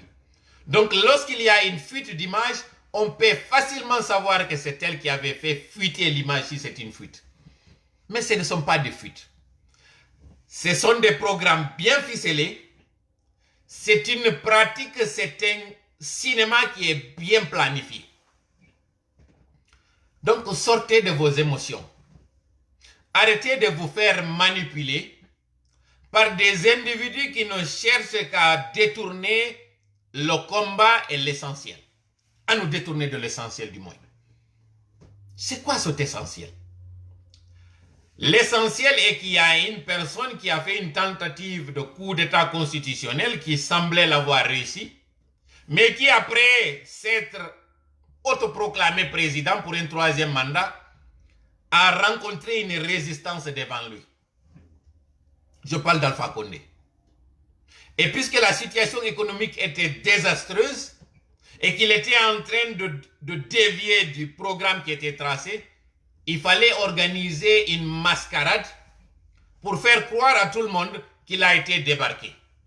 Comment comprenez-vous que quelqu'un soit débarqué, mais que tout son gouvernement puisse se promener en toute liberté? Et d'ailleurs, celui-là qui était Premier ministre, qu'il puisse oser de se présenter comme candidat pour le parti qui est dessus. C'est-à-dire, au film mo CNRD Alpha Condé wadani en do, il doit nous avoir des palmes d'or, quoi, du meilleur film de comédie. Handedo, c'est très facile, je suis très à l'aise de agolier ce mode do.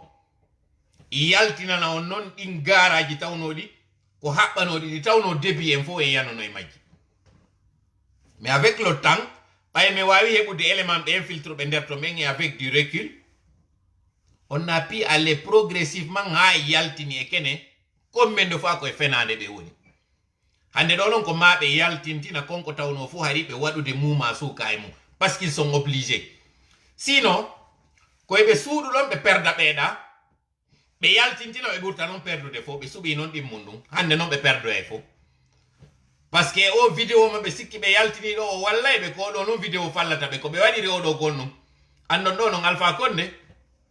Il faut qu'il y ait au Côte d'Ivoire. Ni. Négociation on a do wadede on ko wonde ma CEDEAO on non négociandemo. Fio ar soit Côte d'Ivoire,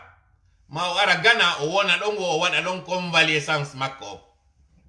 Be jonnamo CEDEAO be jonnitamo parce que o gayni traitement makko on joni o selli o jonnamo ben non.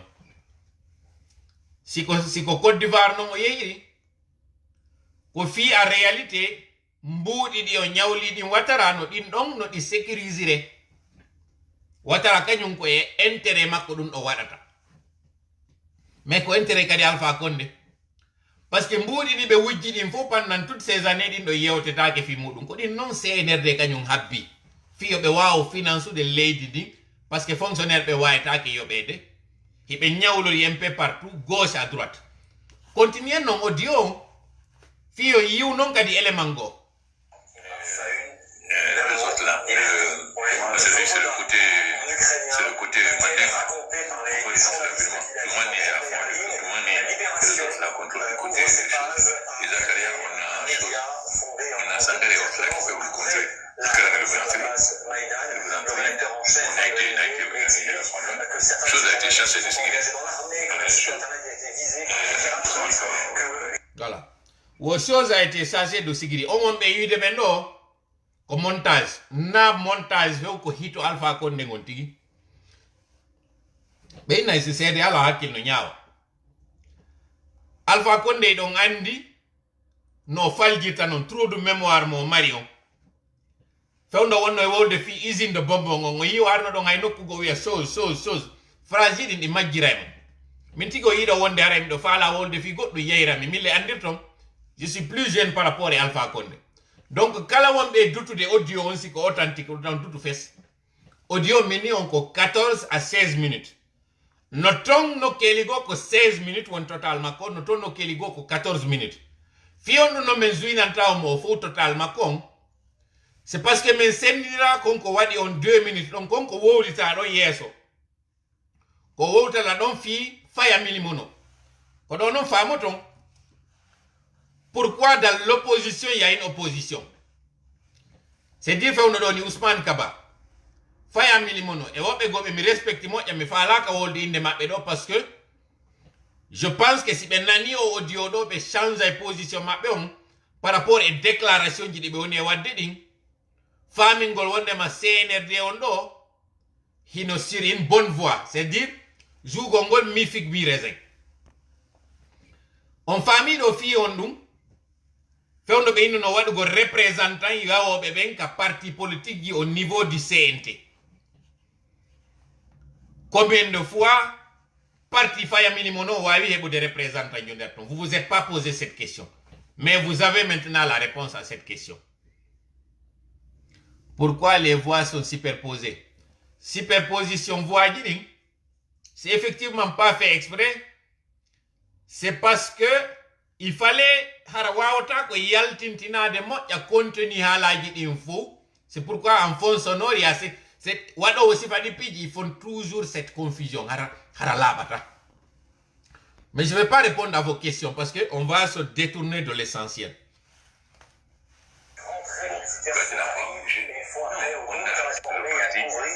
Parce que les gens descendent maintenant, c'est eux qui vont être les opposants à chaud. Mais il faut dire aussi que le gouvernement question collégiale. Bon, oui, au parti, donc, il faut dire aussi que Doumbouya, c'est-à-dire, Doumbouya yaltitanare mono fale non fu e murando. Non, quand on vide do wonde may penser qu'il regardait la télé. Bon, de toutes les façons, na do woni important on e yewtere meden de. Déjà direct meden on juuti, on a eu combien de minutes mi falno kare yo juuti dum do fo. On va arrêter là. Maintenant on est mari do deux fronts. Fewndo hande do ni. O vidéo ka kasori wadi kon ka suudu mudum kanko be religieux be do, c'est pas fait pour rien. C'est fait exprès. Kono be wadi dum donc exprès. En ko fiyo be waw, où est l'invité? Vous n'avez pas ça, c'était l'invité. Et cet invité, il s'est invité dans le débat comme il est votre invité aujourd'hui dans vos téléphones. D'accord, on a eu 1 minute, 1h21 minutes. Hande do ide mari atu njano. Kono woni on atu njano. Alpha Condé ko ebbi kon yehirani no falirano sur tous les côtés. Mi anda kon no wonoyta réaction sukabe ben tawbe ben nantu Sheriff si wawi famotirde be kankambe. Be kalmi be kankambe. Be wawi famotirde sukabe ben kurusa tawbe ben ko be frustré. Orpailleur be ben arno be ben inondi be don. Si be wawi contrôle de dido foyeji do tati be wawi di. Sankara on déjà mi wolino minni Khalil Kaba no wodi hala kam yidata wowlugol hoore makko parce que mi ala preuve ji muɗum ko bakkatu njano kadi si tawi konko mi woli ɗon ko fenande e hoore makko kanko ko tawata no gasa on buyi on nani kan haala mi ɓaƴƴinaka tum si tawi ko Khalil Kaba suɓa hara ils ont de la chance fiyo sukaɓe ɓen fo rali o ɓawo makko mi waɗa ɗo noon kadi pose gokkuni mi yewta ɗo fi maire jon Kalum taw ɗon ko ɓiɗɗo Sékou Touré tawno ɗon elle était pressenti fi dartagol RPG on sinnama élection ji no yahede ko ɗon on faamo ton ko honno tawiri hiɓe réhabilitude Sékou Touré sur tous les plans fi on ɗum fi union mande ngo wota bontirɓe c'est dire ɓe heɓira militanɓe ɓen de tous les côtés awa ay non o guerre mo Alpha Condé utilise ɗo arme ɗo ko arme ɗo retournoto contre makko fi on ɗum il s'est inspiré, il s'est adossé sur l'ethnie pour pouvoir régner jusqu'ici. C'est cette arme ethnique qui va se retourner contre lui. Pourquoi? À une condition, que tous les Guinéens ne cèdent pas à cette division. Vous avez vu cette présentation d'armes à Wanindara. Andon de mede yewta on ka 4e point fi opérateur économique beben. Ko non fewndo do nini pays on jodi hore muɗum. No way wasi a ƴetti palasi war a walli ningal e hoore kereje. Ko kaaje tati woni kere. parati wangal tanke kaje den tati no ɗon ngal yanata mais no sortirɗa hayre wotere nder ɗon parati wangal ngal waylitoto hande ɗo CNRD on ko jooɗi koye piiji ɗiɗi tati de goto mene men sortino mo kaɓe holorno ɗon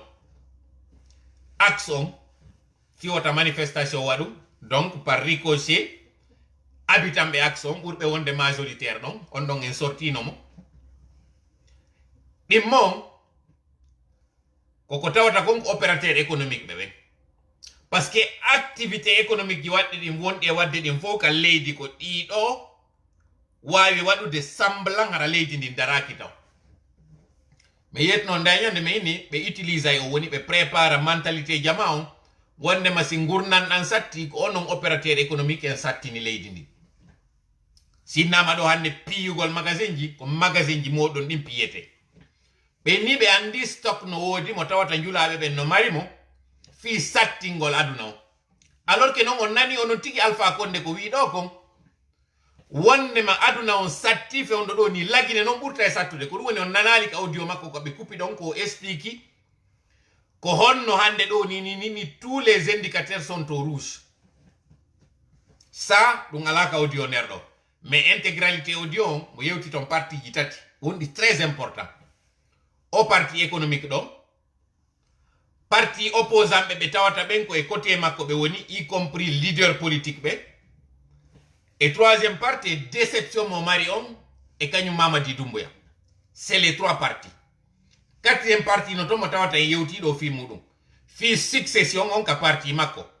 wondema yo jama on fof woni ini sakiti moƴƴa yewtere nden par ce que ko consigne wonɗen e jonnude janngo direct waɗata e kadi si yeyri ni mi yawata mi faalaka yawde waɗugol ɗo direct par ce que fewndo miɗo déplaçade je bouge beaucoup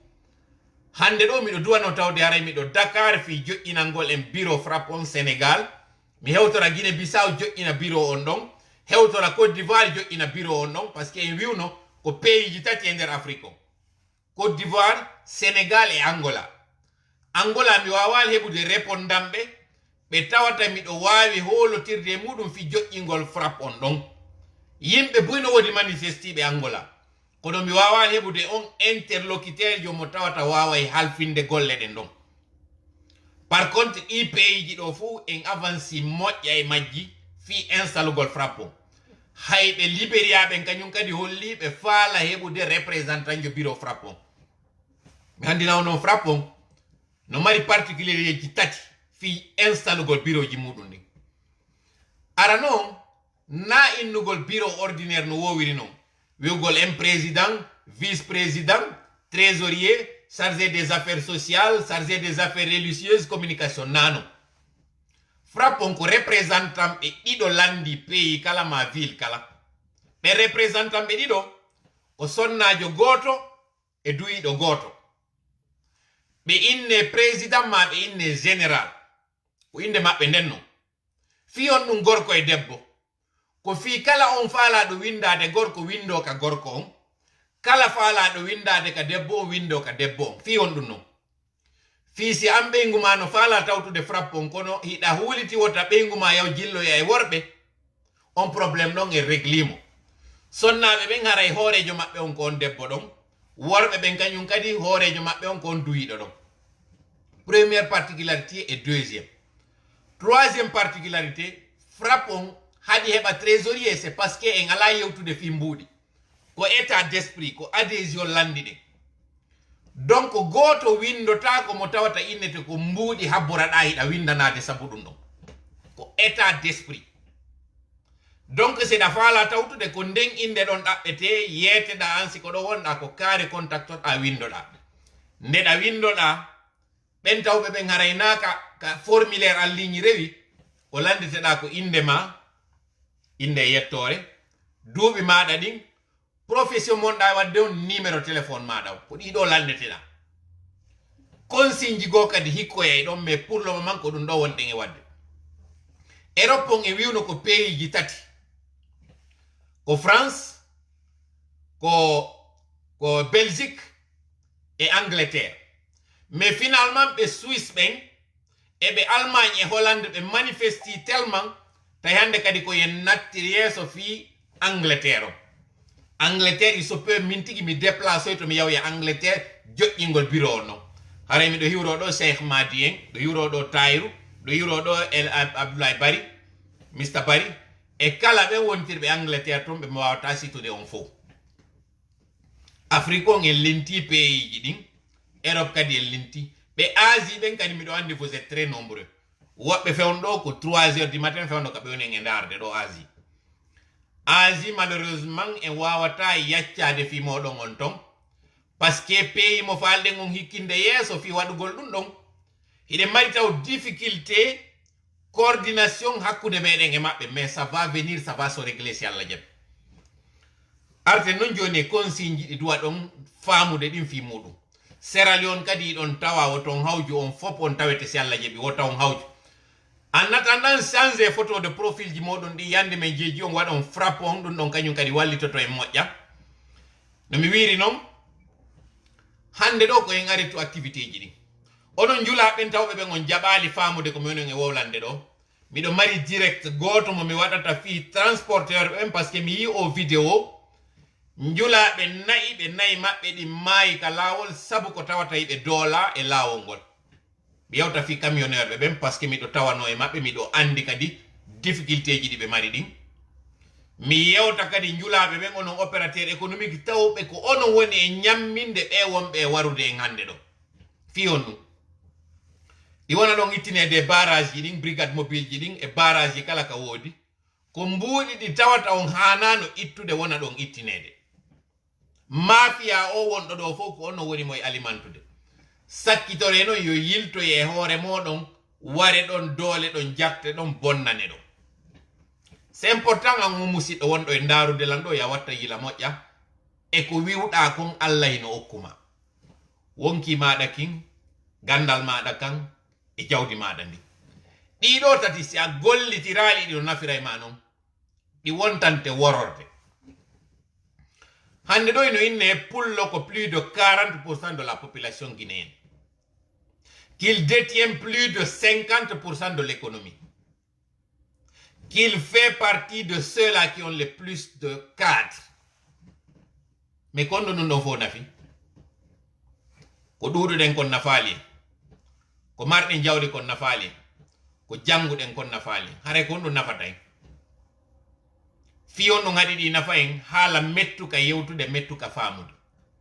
Division mo jogiɗen on, tawgol ngol min ɗo simi wowli ko welali makon, ko fuɗɗota taw calculude o komo honto e nder Fuuta si ɓe innima komo a pita nafatan mi wo haray na wi'a ɗo no innitori laɓe malheureusement c'est le cas si ɗen cippirde ɗo non ko fiyo ɗiɗo accu mo laɓe on hara yi'ay mo fuita on qui qu'il soit woni ko pullo woni ko maninka woni ko sos ko woni o wondema oɗo kadi ko guinéenjo sifa accen kadi wugol ngol min sibi yi angida immade bay ko a pullo himido woni jaloux e maada na mi acce dum tum progressa ko mi dabbu ay beji din fop mi wada e maada fiya uno dano da an on fi ma gayni fuddito de nga zero kadi mahugol goddo go mi landori on Allah a part alaji sellu dale ko mo marden Fuuta mo duubi sappo hebude ngongino teddina hayala jiselu mi ƴettutum mi wi on exception no parce que ɗen andi ko ala jiselu wona e wolede ko kombo marɗen on teddinaɗo duuɓi sappo jokkodirɗi en heɓali ko itten bote e makko liɓen mo ɗannine fi makko fo kombo marɗen on ƴetela gayi men ɗi marɗen ɗin fo jamaroji ɗi marɗen ɗin fo ko duuɓi seeɗa hara en ɗannini ɗin ɗon honto fokkituɗen e ɗum ɗo en ala on hay goto mo tawata en fop en halda e wi'en oɗo haysi ko bonɗo enen kadi wallitoɗen oɗo ɓanten fi oɗo wona goɗɗo wakkiloɗen oɗo hewtino en ka faalaɗe non en ala o ko pullo tum mi andiri ɗum ɗon ka gandala leƴƴi luttuɗi ɗin fop c'est dommage miɗo yewta ka haala ɗo kono leƴƴi luttuɗi ɗin fof terlen ɗon hiɗi wawi nantodirde ɓaawo goɗɗo on nani discours wanno ɗon ka suudu kasori malgré bonnere nde kasori andira nden fof ko mawɓe ɓen o nodditi ɓe ari ka makko o wiɓe ko ɗum ɗo yewta ton ko ɗum ɗo waɗan ton lamɓe waɗanimo ɗum ɗo enen gonto mawɓe meɗen ɓen Fuuta hande alhamdulillahi rabbil alamina yerɓe mi woni e yewtudude e muɗum ɓen go'o taw heɓe du'anade en alhamdulillahi ɓe jarama ɗimmel muɗum kañum kadi ɓe acci wernugol woɓɓe goo yo ar ɗaɓɓira ɓe du'a contre ɓiɓɓe maɓɓe ɓe ɗum ɗo kadi alhamdulillahi ko victoire jano heɓuɗen ɗo tammel muɗum hina par ce que iɗen lutti han jonɗen divisi ɗo goy kono hande somi yeƴƴitike ɓawo mi tawa jama on fuɗɗike nantodirama moƴƴa Fuuta hanki jommo mi anduno Dalaba e Pita ɓeeɗa wiya ɓeeɗa ko wujjoɓe ɓeeɗa wiya ɓeeɗa ko jamfanteɓe même chose kadi entre Pita e Labe on mamum e Dalaba no nantodirde Pita kañum kadi e Labe no nantodirde ɗiɗo nayi mi faala eɗi nantodir accon wiwgol si en fotti an ko honto e ka meɗen si mi wi Pita tawi an kadi komo a Pita wiyalan honto e Pita ko geme ka ko miside si mi wima ko ka miside wiyalan ko honto ka miside ko dow saare ka ko ley saare si mi wima ko ley saare landoɗa lan ka galle homɓe ɗon ko famille homɓe ko mami yetoma e nder chambre ji ɗin ko hombo wonno yumma am si tawi wano ben an ko sodnaɓe buy jogi o probléme sen accali mo e yata e nokku mi wino miɗon mari ɗo ko mi addanta en ɗo ko tawata ko cause retard meɗen o han joni si miɗo hésitude c'est parce que ɓurɗo e sattude on e majji ɓurɗo e soñjude en on mo metti yewtude mi faalaka le yewtude mi ronke faamede wontanan mi bonnere o semblant d'union mo heɓuɗen ɗo ha hewti ɗo ha hewti hande ɗo mi yawa oɗo mi faala oɗo yo conserve moƴƴa ko mi faala ko ɓeydo e hoore oɗo hande na ko ɗuyto e hoore oɗo min non tun toola équipe an on mi wawata ɗum ɗo ko ma en fof sen jonnidiri juuɗe ɗum ɗo mi wiya en souvent si baɓɓa no saydede wota ɗi dampidir enen noon hiɗen dampidirde hiɗen oñodirde hiɗen ballodirde ngal ballodiral moƴƴana en par ce que pendant que hiɗen ballodirde par ce que kala no faala kañum hikkoto yeeso ardoto ko ɗo ɓe arta ɓe feƴƴito en fof ɓe jatta en kadi ko woni o arten noon e dernière solution o hande ɗo mi faala yo Alaji Sellu waɗu déclaration ɓe andina victoire maɓɓe on de 2020 ɓe faala mo hettitude par ce que ko waɗini coup d'état kon ko par ce que justement ŋakke waɗi ɓe yiltita e on schéma ɗon ɓe jogitomo mi faala population kañum kadi en yiltito e gon cippiro ɗon kañum kadi ngoya wiwno ɗen en reconnaissa gouvernement ngay goto gibe hande ɗo tawi wiw ministére yiltitoɗen ka monastére kala ɓen ɓe CNRD joƴƴini hande ɗo c'est des moines ni plus ni moins CNT maɓɓe mo ɓe joƴƴini on tawɗo on ko wonɓe fondi jonnayi durée de transition maɓɓe on ignoré mo few yeggi ton fi makko taw jonnumo valeur taw commande fi makko yeggiti e few fi makko replio ɗen stratégie mo wannoɗen en 2020 activez-moi de la manière la plus vigoureuse c'est-à-dire en won ɗon ɗo extérieur ta jonno mbuɗi lagine de c'est difficile mais tawa ɗo par ce que ɗinni wonɗa e naɓude ɗon ɗin kadi no alimentude économie leydi lagine ni an won ɗon extérieur mi jeejima sacrifio ɗi mbuɗi ma hara naɓali o conteneur ma fokkituɗo woni ko otowal woni ko nebbam woni ko ñamete ta naɓu parce que sa naɓi port on Conakry c'est l'un des ports les plus chers dans la sous-région sa naati ɗon a wallitike Albayrak a wallitike Rusal a wallitike ɓe chinois ɓe ɗo a walli annenmo gouvernement o no heɓira recette ji ɗo wawa yoɓude ɓe sooriɓe aroɓe waɗa IPA ji sur l'axe wonɓe dolude on ɓen pendant que insécurité no woodi ɓe ala kippude ɗum ɗon ko jama on ɓe woni natude ka cuuɗi mum ɓe doola ɓe ɓe tooña ɓe ɓeyna ko ɗum ɗo ɓe waɗi kasoji maɓɓe udditi ɗin ɓe naada yimɓe nder ton ha heewa wawata gasude si a dartike winde moƴƴa ka frappe no woodi ka fokkiti mi wi on feefa fe famon noon leƴƴi division ko waɗi kon ko ɗum ɗon non minen min ɓuri gollude e muɗum fii hawtidirgol jama on fof waɗa ɓe ɓaawo muradu woto kono ɗum no wawi bonude si tawi woɓɓe no yaltude hande ɗo e inde CIFD wiya ko coordination international Fouta Djallon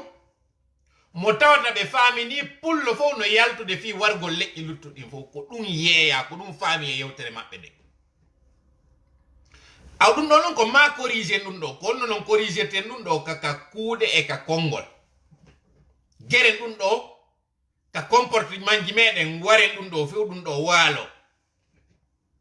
par ce que en wawata wiwde jama on fof wonay contre meɗen c'est pas possible moƴƴana en Fuuta tigi ɓe jooɗuɗo ɓe nder ton fuutankeɓe naafo woni fulɓe pour commencer déjà jooɗoda ɓen kawtalɓe ɓe donc kala wonɗo e wadde combat ina ko ethnique ɗum ɗo ko fii leñol angol tun haraya perdi donc so yimi ɗo wolde ɗo min na Fuuta mi faala Pita Labe Dalaba Mamoun Dingir kala ɗiɗo fof hay si tawi dingira ina aɗon tawa telimile fop ɗiɗo fof déjà taw telimile koye base kotti jeeya pour vous faire comprendre Kundara kañum kadi ɗiɗo fof leƴƴi fof hino nder ɗo capi no nder ɗo forestier no nder ɗo soso no nder ɗo maninka no nder ɗo jalunke no nder ɗo fop kurankoye no nder ɗiɗo fof kono noon a wawirɗa wiide hiɗa jeeya e nde nokkure ɗo wiya noon cippiro ngo wonɗa e wadde ngon kala tawɗo na ba bari so balde a cippira e oɗo est ce que hakkille ma no jooɗi est ce que gonɗa e wolde konɗa jentitade hoore ma moƴƴa hande ɗo ko moɓidirgol jama on nafata en par ce que se moɓidirali jama on ɓe endoto en fof ɓe ukka en e nder wowru woturndum ɓe oƴƴa hara noon ko enen kadi woni sombo muɗum mi haaɗina ɗo yewtere nden mi toro on yandi gere moɓodiren geren jogodiren sen jogodirali en nangi ballodirgol ko fokkiti lagine ɗo koyo Allah dandu en bone muɗum e tana muɗum na exagération mi woni e waɗude ko wallahi alazim som andu tana jano fokkituɗo on fewno ɗo lagine on rondoto no cawlo e muɗum yalton e leydi mais puisque noon hande kadi en yaltataka leydi en gera hera e waɗali erreur ji ɗi mawɓe ɓawo ɗo waɗuno dogugol probléme on ɗo yo fewtude mo en wona e ɗon cippiren kono ardinen hakkil golliriren hakkil e faamu e pinal konno woni ngal pinal accen wonugol yennoɓe accen wonugol divisotoɓe hande ɗo yi débat won ɗon ka réseau sociaux ji ɗo ka tawata woɓɓe go kañum kadi ko jokki ko wiwgol hiɓe critique uje ɓe tawɓe kañum no jombi leƴƴi goo ma ɗum wiyen tum porto enen ko honto fokkituɗen enen e wata heɓude lebbi jeegoɗe tawata en ala on probléme mo tawata kaka areten sonken sina ɗum ɗon ko entre chia e sunna sina ɗum ɗon ko entre sunna e tijjaniya sina ɗum ɗon ko hakkunde runde e miside sina ɗum ɗon ko entre cadre e ɓe wona cadre toujours ɗe mari on division mo marɗe konto no yiwɗon sifa ɗum ɗo ay mo mandone miɗo mari limite ji min kadi accen kadi koko tawata en halday hunnetaki wallahi haldigal ngal ronke hunnede no mari tellement tanaji no mari tellement sonjaji que moi je ne me pose pas de question fi on ɗum eɗen e o situation mo wonɗen ɗo hiɗen ɗuuɗi kono ko ɗuuɗuɗen ko ngino wontani en tana no wayi tun wa mawba ban e ñiire mabba o ko sabu ɗum ɗon mba jokkirte mba warire donc mi haɗini ɗo yewtere nden mi toriki Allah yo taw on faamilan faamu moƴƴo mo mi yewti on mi toriki on noon kala ɓen ɓe mi yewti ko tawi welali ɓe hara yaafelam komi falano ko yo moƴƴu si tawi noon ko axe muɗum waɗi hara mi toriki Allah yo wurtana yo o waɗu en nantodirɓe sabu ko enen nantodirɓe ɓen mari doole yo ittungal o haasidi konnaku e ngaygu wongu hakkundeji meɗen o waɗa en jogodirɓe sabu koko jogodirten kon jonnata en doole yo hisin en o hisindanana en e ɓeygureji meɗen yo okkoro en polgal no okkorirno noon annabi Musa e annabi Haruna yeeso Fir'auna e Hamana e koneli maɓɓe ni yo yaltin en e nde tampere ɗo no yaltinno bani Israila ka ndiyam o yooli Fir'auna e Hamana e koneli maɓɓe ɗin kamɓe ɗiɗo kanko Allah yaltinno ɗon annabi Yusuf ka nder koloyru nabi ɓe e galle ɓe ne'oya yaltinoyɓe ka kaso joƴƴinoyɓe e jullere laamu yo yaltin en e ndu koloyru majjere e haasidi ngu ukkiɗen e muɗum o waɗa en e galle tawɗe ko yurmodiral e nantodiral kanko Allah moɓidirnoɗo ɓiɓɓe annabi Yaquba ɓen fof ɓe 12 noon e nokkure laamu e ngalu yo moɓidir en enen fuuta fof leydi lagine fof ɓiɓɓe lagine fof e hunde muradu woturu e nder yurmodiral kanko Allah ɗum ɗo hina ko hawnanimo na ko sattanimo ɓayno woniri on ida arada shay'an fa innama yaqulu lahu kun fayakun hara en torike mo yo juuru yurmede makko nden e meɗen taw o tumba en nder ton o ittana en ɗe ŋakke ɗo yo ittan en o ɓitta o yurmina en sabu ino tawa e muɗum kadi bonnereji meɗen yo o yaafano en o waɗa yurmede makko nden e meɗen kanko Allah yaltin ɗon annabi Yunusa ka nder niwre lingingi niɓe ɗen tati o furi niɓe ngi lingi ka jorndi o dikkini ɓandu maɓɓe ndun yo o yaltin en e ɗe niɓe ɗe ukkiɗen e muɗum o waɗa en ka jorndi o okkora en ngalu o sellina en hakkille ɗen o sellina en ɓerɗe ɗen mi toriki Allah on tawɗo on ko kanko hisini nelaɗo makko on yaltinirmo jemma ka suudu yeeso herfeɓe ɓen ɓe yiyaali ɓe yaltinoyɓe ka nder fammere hewtinoyɓe Madina jonni diina kan doole ɓe arti ɓe udditi Makka yo hisin en enen e galleji meɗen e jawle meɗen e ɓiɓɓe meɗen ka wonɗen ka cuuɗi meɗen o okkora en ngungalu e ngal polgal o ɓanta fi meɗen o ɓanta fi leydi lagine mi torike Allah on tawɗo o fuɗɗi ko woodi kon hande ɗo immorde e ka wooda yo o fuɗɗinan en ɗo goɗɗum ko tawata ko ɗum ɗo wonata nafa meɗen on aduna e lahara mi torike Allah tawɗo on ko kanko woni ko jonni annabi Musa garanti wondema so yehi o hisoyay ɓe memoytamo jonni mo ɗen doole ɗe o wawi duñirde pete okkorimo ngal cuucal ngal o darori yeeso ɓe o bonnuno yo okkore en garanti o hisina en ka leydi meɗen o okkora en doole fino dartoren o okkora en polgal fino hisiniren kadi woɓɓe goo rabbana zalamna anfusana wa in lam taghfir lana wa tarhamna lanakunanna min alkhasirin ربنا آتنا في الدنيا حسنة وفي الآخرة حسنة وقنا عذاب النار وأدخلنا الجنة مع الأبرار يا عزيز يا غفار يا رب العالمين رب اجعلني مقيم الصلاة ومن ذريتي ربنا وتقبل دعاء